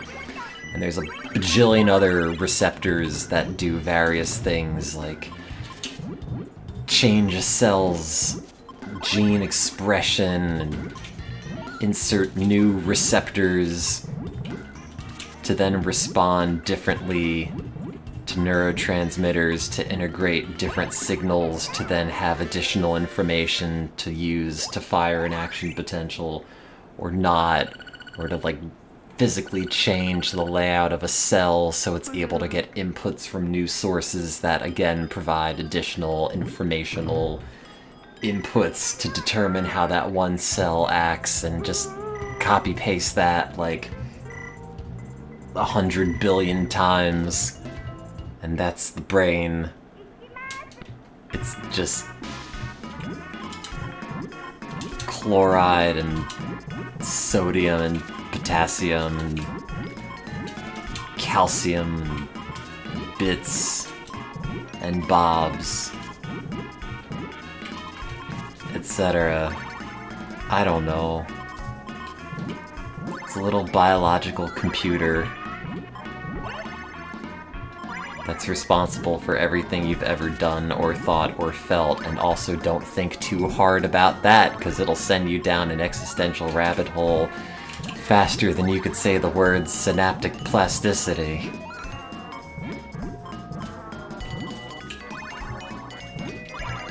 Also, if I had any of my graduate mentors around, they would tell me I've done a shit job at explaining anything, and I should just kill myself. Commit career suicide, I mean.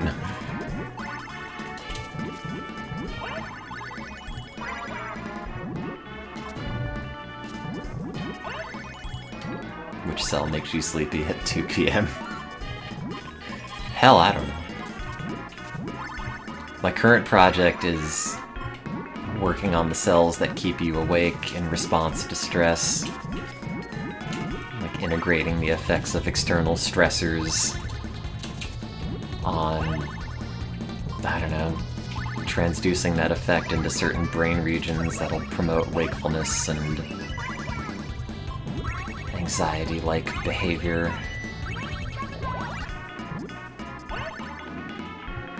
Do they have 30 people to show up to the stream every day? I don't know. Maybe my boss streams. Maybe he's got a cat girl VR persona.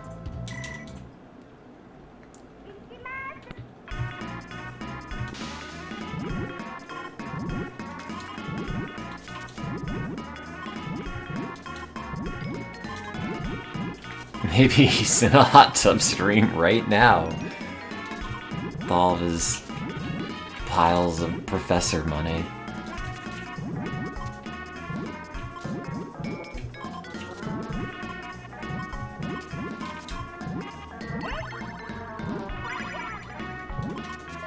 Does he seem like the type? No. My old boss was the type to, like, go into the mountains and take ayahuasca. And maybe stream it, but probably not.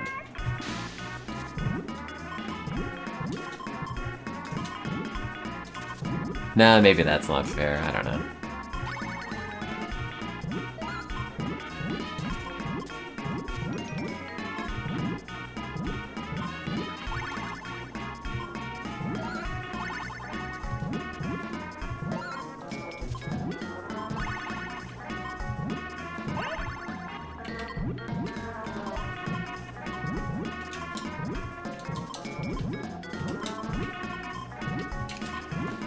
Video games. Have I ever tried psychedelics? Yeah, like last Sunday.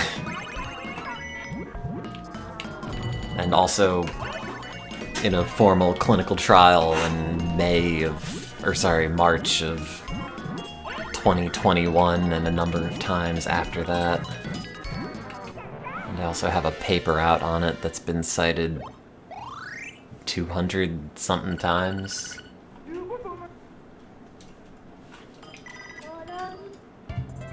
So I've both personally tried them and administered them to rodents and watched them quote-unquote trip.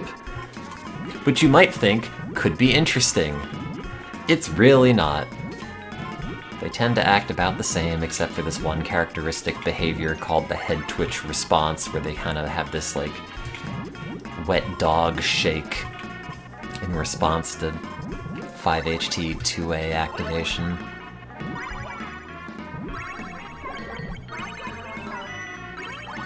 Which ones? Oh, it's just only ever been psilocybin. In the clinical trial, it was like pure psilocybin in pill form, and they tapped out 25 milligrams. Outside of that, it's just mushrooms. Nothing else. Do I think microdosing actually works? I haven't really kept up with the lit around it. I assume... like, hypothetically, it probably should. On the same process that, like, SSRIs promote serotonergic-mediated plasticity of brain regions involved in, like, affect.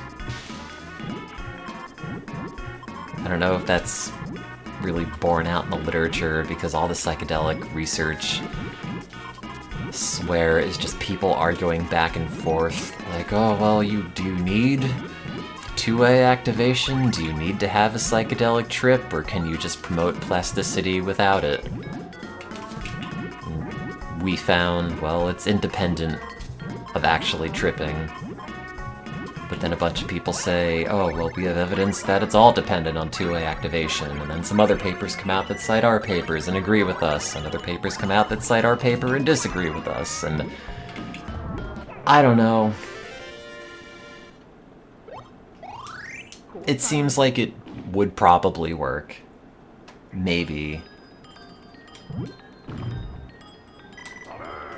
I mean, it's not a very scientific way to think about it, but I generally feel like it's just something that shakes up the Etch-a-Sketch, promotes various plasticity processes in the brain that leave you different in some way, whether or not that's like a positively directed change or something that sends you down into the throes of psychosis and leaves you there for a while, who knows. But, like, the theory of microdosing, you know, I'd buy it working.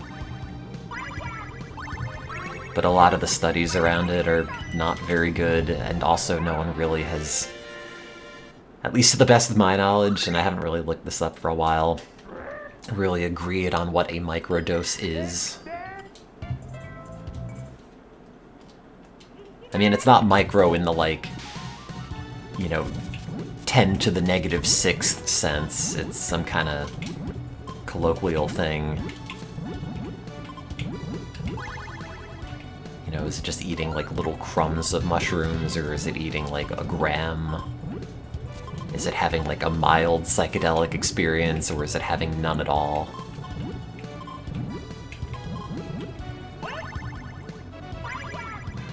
What happens when you take shrooms with or without alcohol? I mean, they don't directly interact. Alcohol is primarily potentiating GABA-mediated currents, and serotonin's mediating a fuck ton of everything.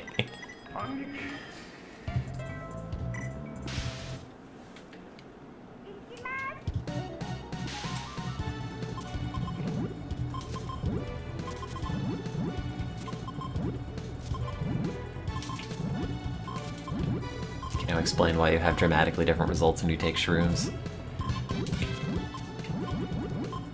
I mean, not like in any sort of specific detail, but again, you know, it promotes a lot of synaptic remodeling and changes. Just, shit, I'm screwing it up. I just keep thinking and going back to the idea of it shaking up the Etch-a-Sketch.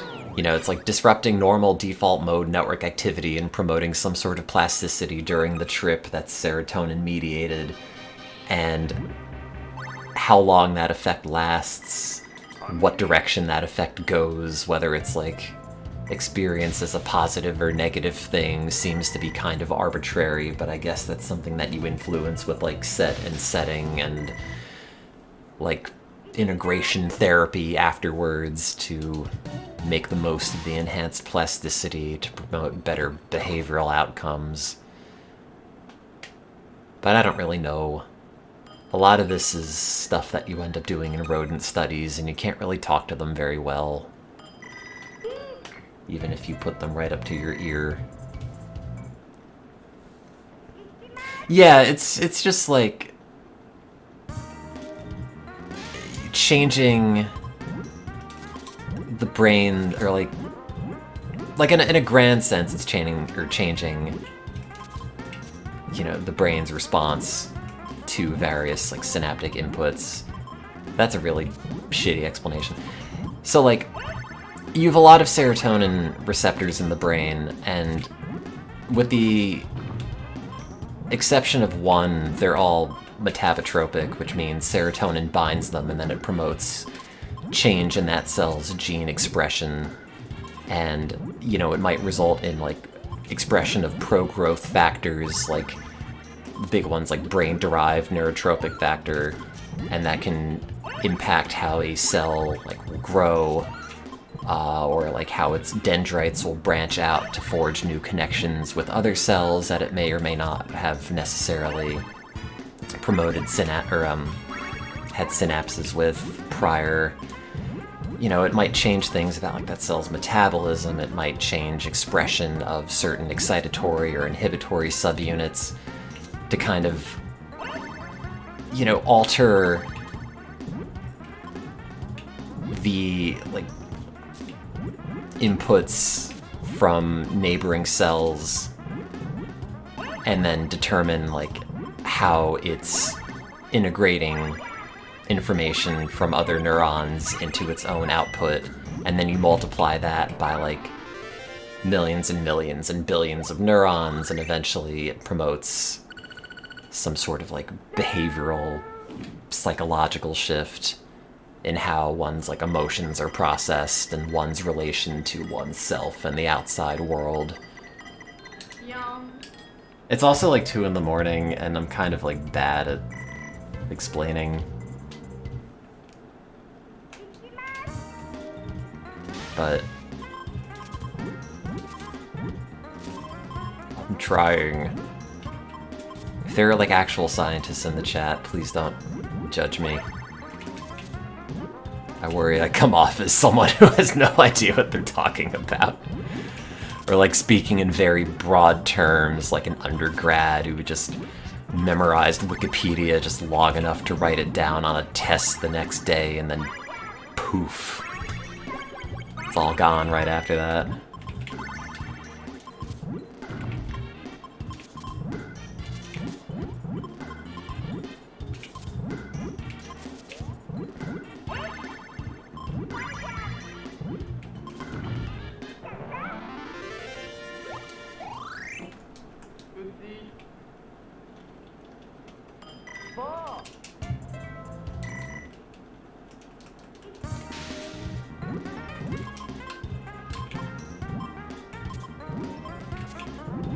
Yeah, and that, like, happy and charismatic thing you're talking about, I don't know, I tend to, like, chalk up to the whole default mode network hypothesis, which kind of ends up feeling like a massive oversimplification back, like, when people thought there was such a thing called mirror neurons, which was neurons that are specifically activated in, like, a monkey see, monkey do kind of fashion, but I'm sure that's also a massive oversimplification as well of, like, individual synaptic circuits that people hadn't really delineated that well. But, like,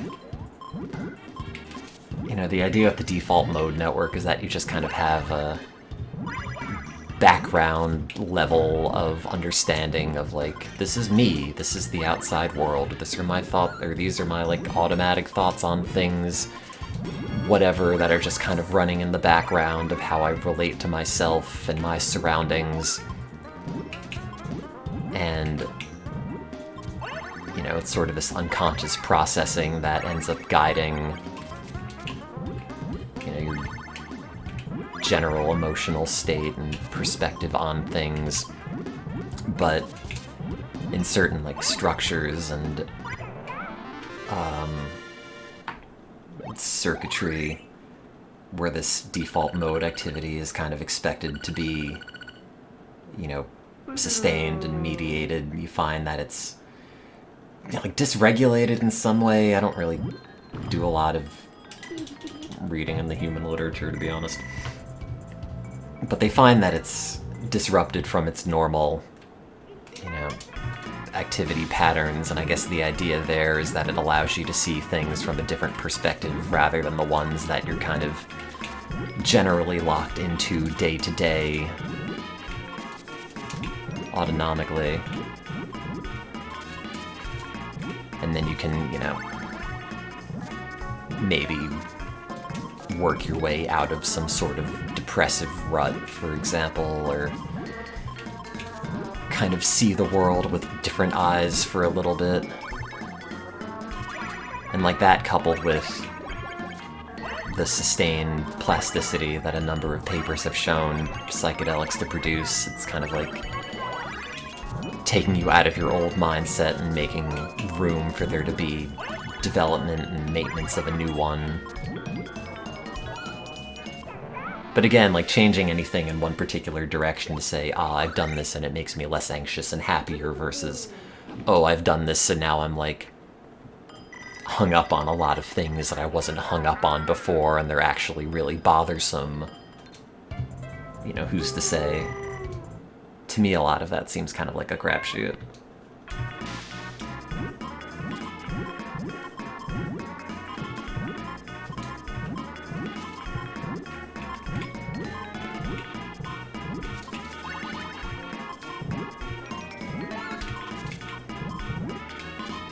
And it's kind of a similar idea to how, you know, serotonergic antidepressants, you know, like your Prozac, your Lexapro, all those things that are commonly prescribed are supposed to work.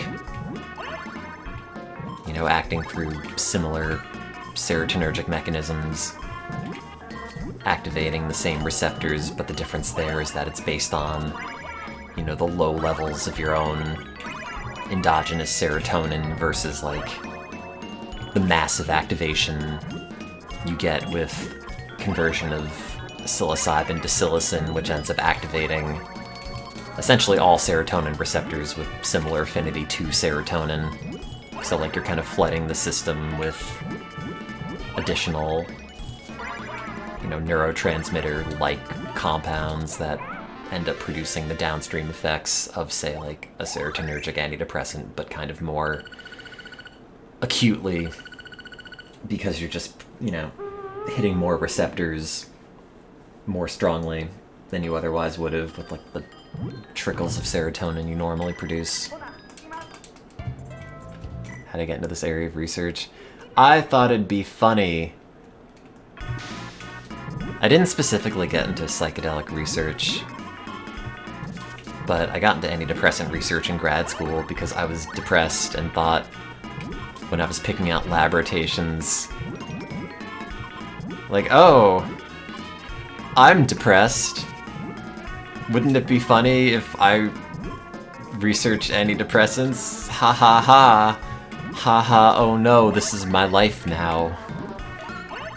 So I mostly started working on drugs that have, like, ketamine-like activity, but, you know, none of the dissociative, none of the, like, recreational use purposes, but the same kind of... I don't know how much to get into that, but the same kind of, like, transient burst of activity that ketamine produces to strengthen synapses that are weakened by chronic stress, but kind of more directly, so you can minimize the side effects. And toward the end of my time in grad school, my boss ended up shifting gears, for whatever reason, to doing psychedelic research, so then I did some of that. Yeah, see, like, I had something similar happen, Mark.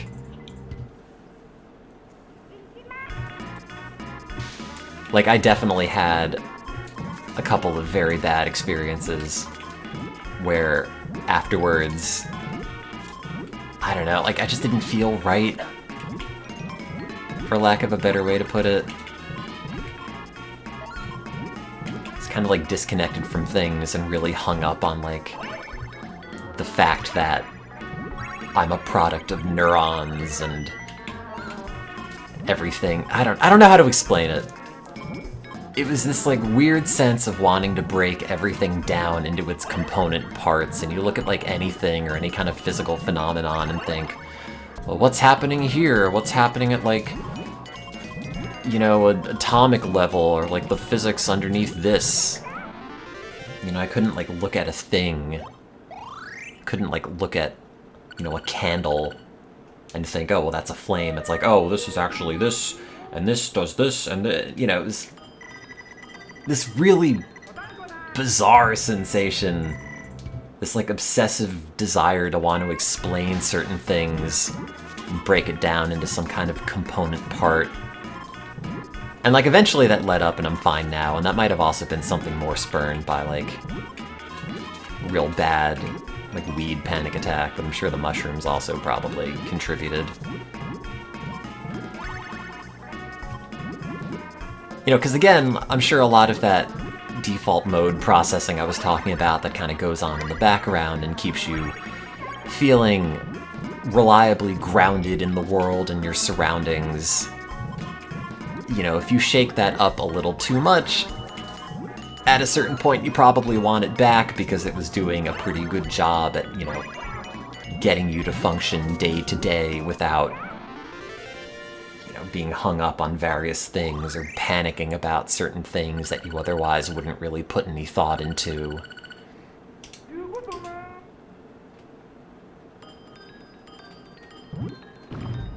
It's weird. I don't know how to explain it. It really freaked me out for a while.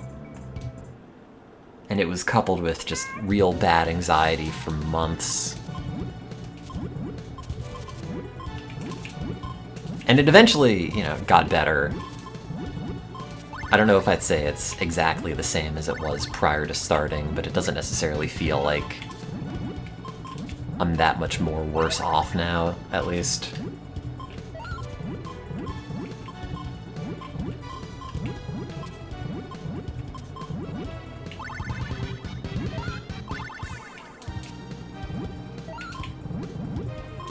Yeah, I hear you there on that, Moops.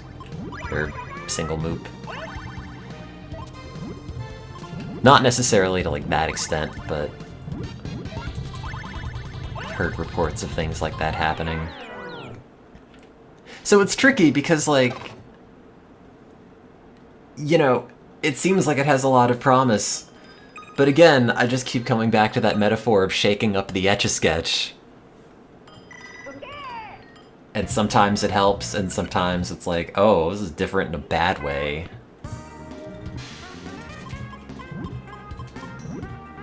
Yeah, and prior to all the bad experiences, I had like 7 or 8 incredibly positive ones in a row. And then I had a really negative one where I was fixated on the act of thinking, and I couldn't stop thinking about the fact that I was thinking for like 2 hours, and then called up a friend to say like, oh no, we all live in a simulation and nothing is real. It's all atoms, and you can model the atoms with math and computers, and therefore everything is fake and actually virtual simulate, like that kind of thing. And I don't, like, believe any of that, to clarify. But, you know, it definitely, like, laid the groundwork, I think, for future anxiety about whatever hazy existential things that don't really have clear answers one way or the other.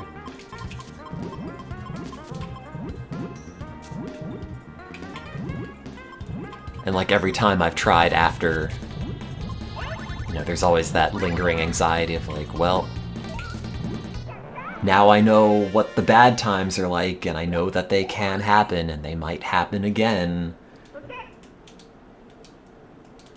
So when you start getting a little bit of anxiety during, like, some sort of trip, it's a lot easier to then kind of have that take over because you know that it had happened at some point. And maybe you'll just be in, like, throes of miserable bad trips again. But last time was okay. I didn't take very much either. And I feel like it was generally positive and got me out of a funk that I'd been in for a few months.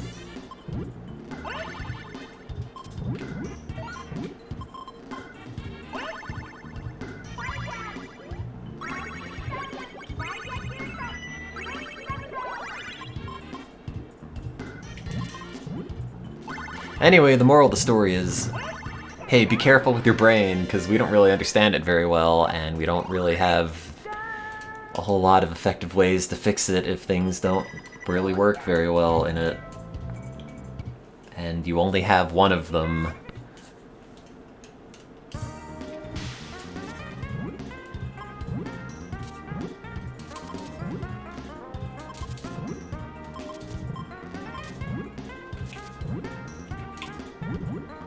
And also if you think, well, my brain's kind of bad right now, can't get any worse though, oh, believe me, there are new, exciting, horrifying ways that things can be worse in your brain that you haven't even considered.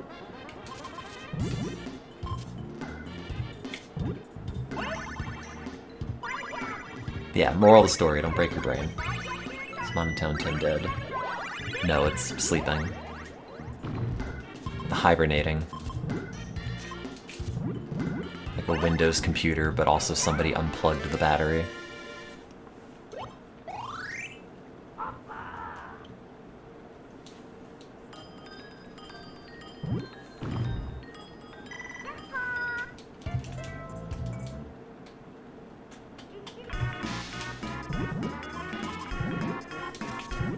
Also, sorry if that was all mostly, like, incomprehensible nonsense.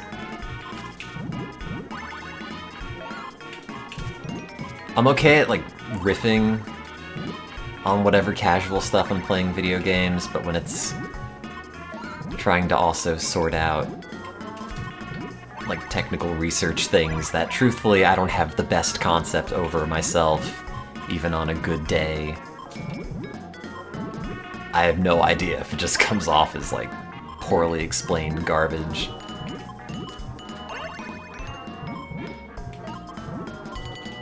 But But I'll take solace in knowing that currently nobody in the chat has said, I'm a researcher and everything you said is wrong.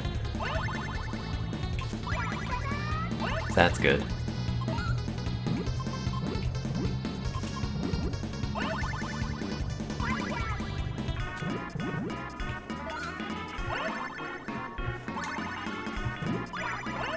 Oh yeah, and again, really have to highly recommend if you try any of this stuff to have the Fireside app on your phone, who are people who are just trained to hang out with you for a couple hours if you're on psychedelics and need to talk to somebody over the phone who is cool and non-judgmental and will put up with you saying God knows whatever.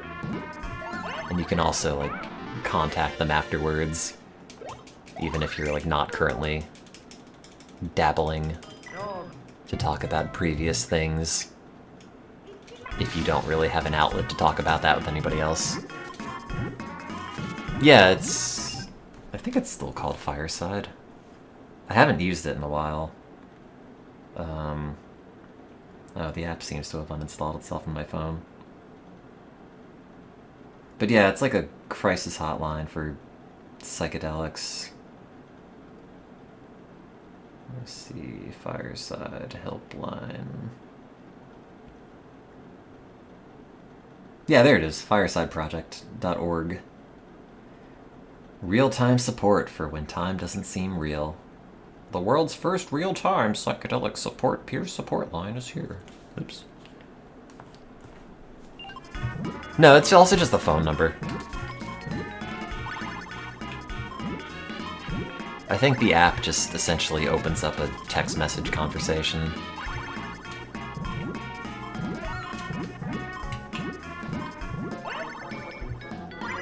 But yeah, highly recommend that.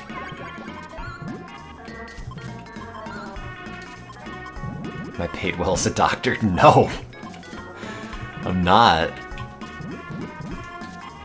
If I were in industry, I'd make a lot more money. One of my friends left for industry and made like 2 or 3 times as much as me. Like out of the gate.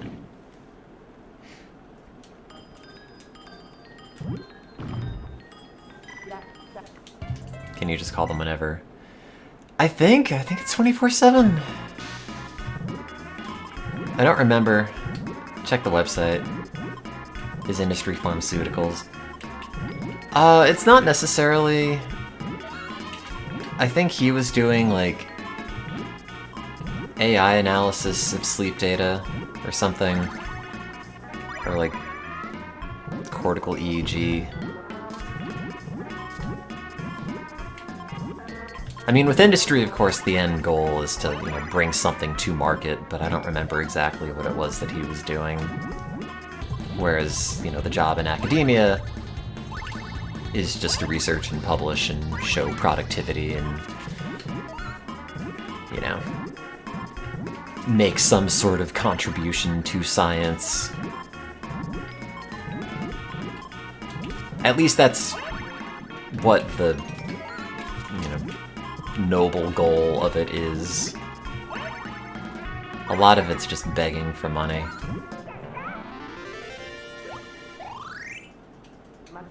It says 11 a.m. to 11 p.m. Okay, yeah, close enough. Got any general vitamins people are likely deficient in?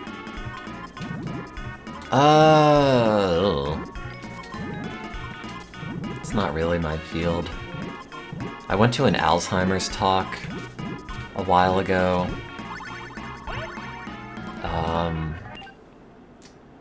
Crap, what was it? There was like some... Why do I even go to these talks if I don't remember what the subject's about? Hang on. It was something that had a pretty good role in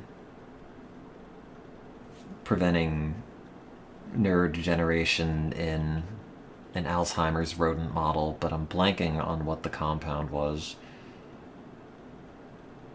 I mean, it's just... I think it was choline? Maybe? I think it was choline. Anyway, I mean, if you're like a healthy young adult, it probably doesn't matter, but if you're like, you know, 60 plus, might be worth trying. Worked for mice, but also a lot of things work for mice that don't work in people, because screw you.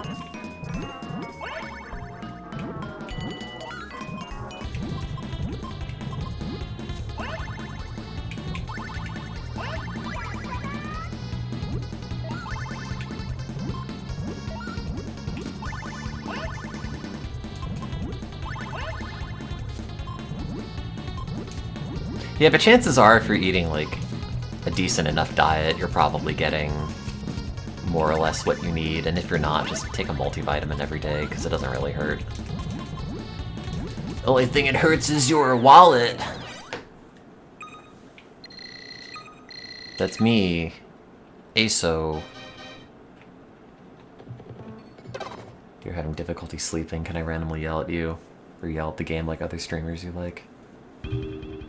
Wait, wouldn't that make it harder to sleep? Yeah, no, you gotta eat at least 3 large pizzas a day to get your vitamins. You gotta get the new Domino's Vitus stuffed crust brought to you by Centrium.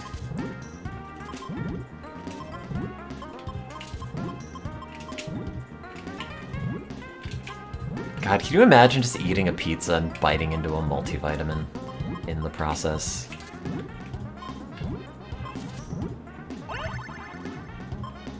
Ugh, I hate this game. I hate video games, guys. I just have to, like, make an account on some chat thing or other, maybe another Discord at some point. I just want to talk to people. Without necessarily playing Puyo. Want more friends.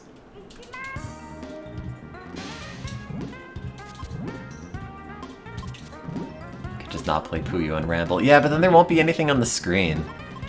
And then people will come in and be like, oh, I thought there was video games here. And be like, no. Chuck Testa, haha, joke everyone remembers that was funny many years ago. Just Puyo. Put on some Hell's Kitchen or Knife Fight. I haven't seen any of that new season of Hell's Kitchen. Apparently it's essentially the same as the old season of Hell's Kitchen.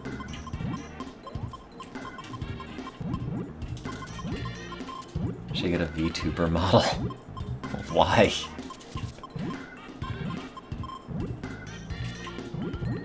Please, I don't need to be jealous of pixels on a screen.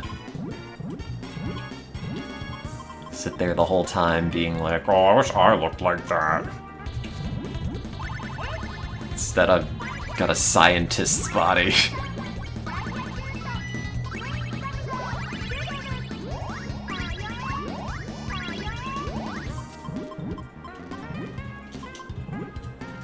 Get an ugly one then? Yeah, but then people will think I'm ugly.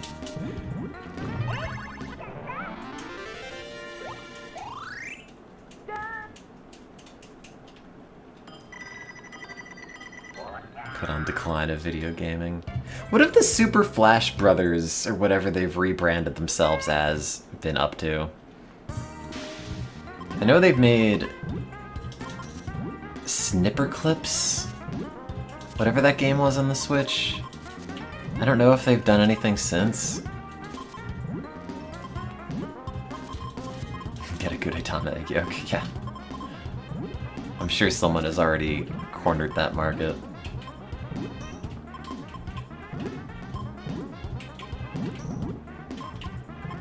Yeah, it's the goal, Tifa. Be like, ha, surprise! Here's my face. Please don't think I'm weird looking.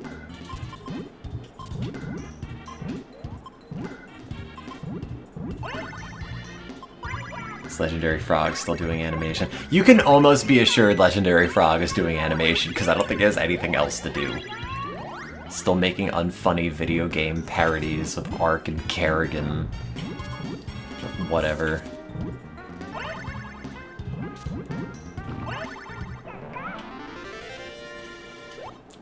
I haven't looked up anything he's done recently, but he always gave me the impression of, like,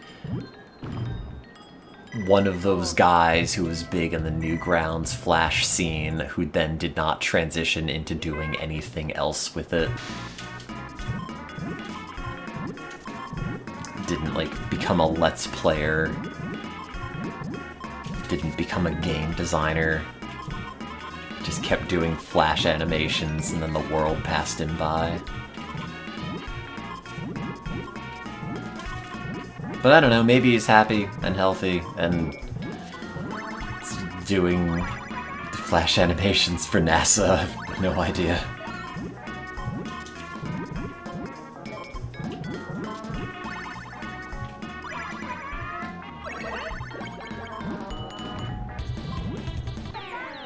We need you to make a Flash animation of the moon landing that'll convince a bunch of people that the moon is real.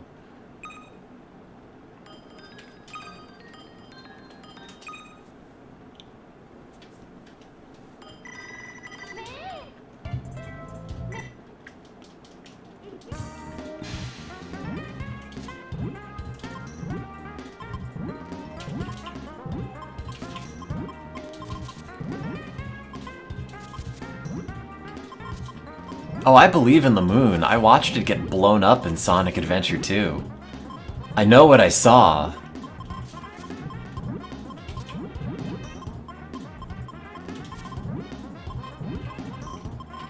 Oh, this is gonna be all sorts of screwed up if I try to build it like this.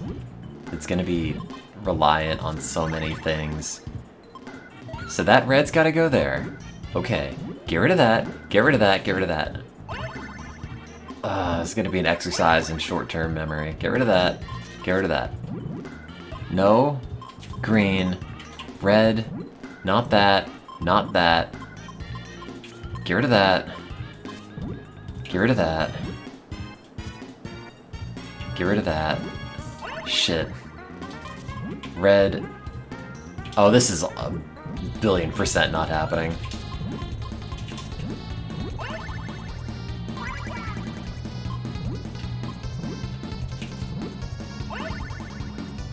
No, it's screwed.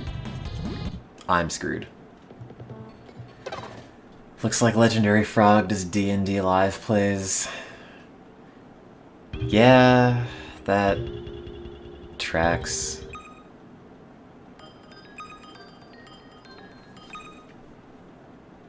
I don't know.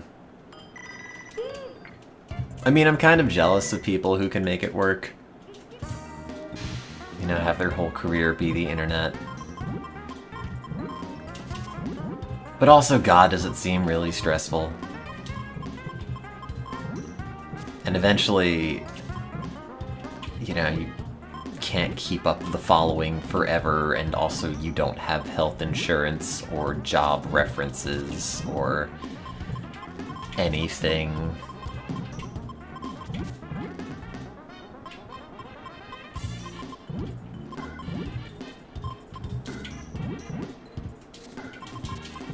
But maybe I'm just saying that to make myself feel better, because in fact it is a dream existence.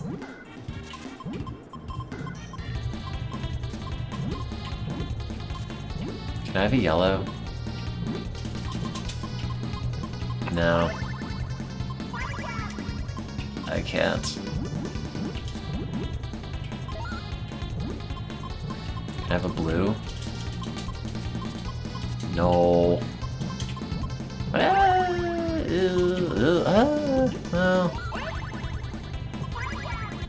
Oh, okay. What stops me from streaming aside from being sad? I just haven't done it in a while. And there's a lot of momentum in not doing it. And I don't really know what I would say when I came back. It's like all dumb stuff, really.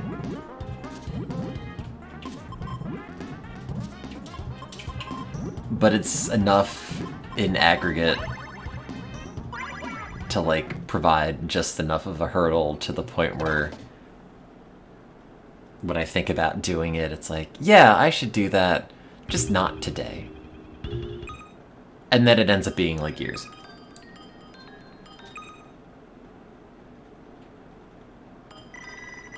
Yeah, I'll snort some WD-40 on stream.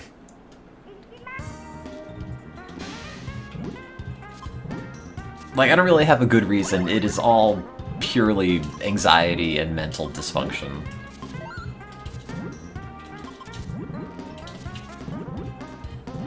And then I find just doing this more casually is just kind of easier. Because like with the main channel, I'm always fixated on trying to do a good job and being funny and trying to have my brain come up with stuff to say all the time and have like no dead air in the process. You know, it's like you're on for like 6 to 8 hours. Whereas here, I mean, if you're showing up, it's probably because you know me and are willing to put up with all my idiosyncrasies anyway. And I don't have to impress you.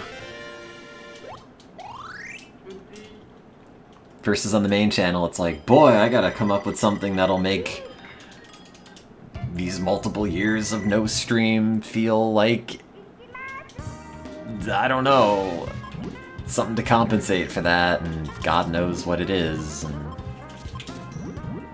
duh.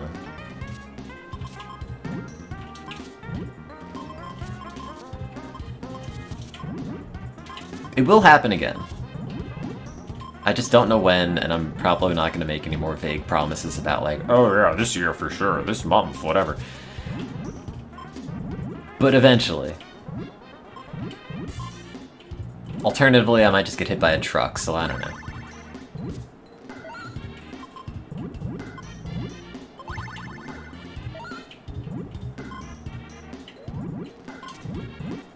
Does that yellow need pieces on it? I don't think it does. I need a green. It's not a green. It's not a green. Now I'm gonna lose.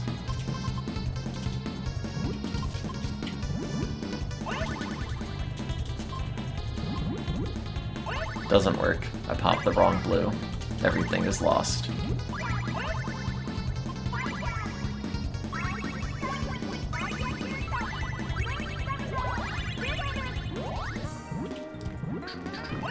It's true, I put unneeded pressure on myself for literally every aspect of my life, which is partially why I'm so unhappy all the time. But what are you gonna do? I'll just keep doing that and then I'll be like 60 and realize, wow, I really wasted my life by holding myself back from doing things I otherwise would have liked to do. Yay! And I put the gun in my mouth.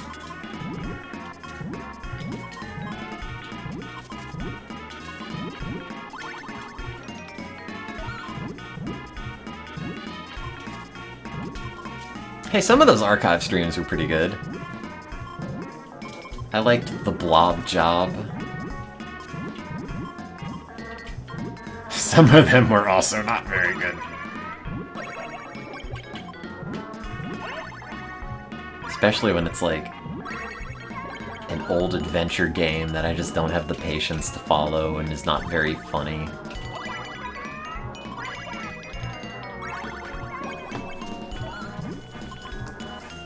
Yeah, I guess Mackenzie and Co. came from one of those archive.org streams.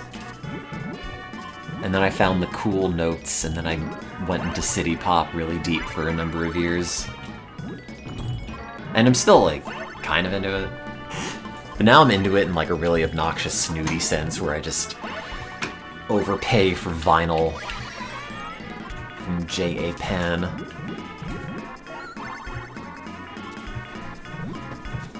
Ugh, my legs.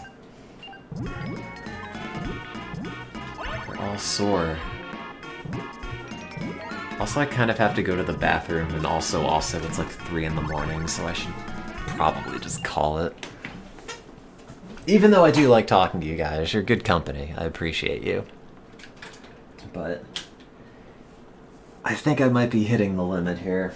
And I have to go into work tomorrow, and I have to write another chunk of my grant that's due Wednesday, and I've got to impress people who have far more education and experience in the field than I do, so... Unfortunately, I'm probably going to head off, but thanks for watching. Thanks for watching me play Puyo again and listening to me try to explain what the brain is, even though I don't really know what I'm talking about. I might be back later on the weekend, not sure. I might also just hole up and drink a bunch of coffee and write stuff, but anyway, regardless, I'll see you around at some point. Thanks for hanging out. Thanks for being internet parasocial buddies in a way that's probably not healthy, but I appreciate nonetheless. Anyway, I'm gonna go to sleep. Bye!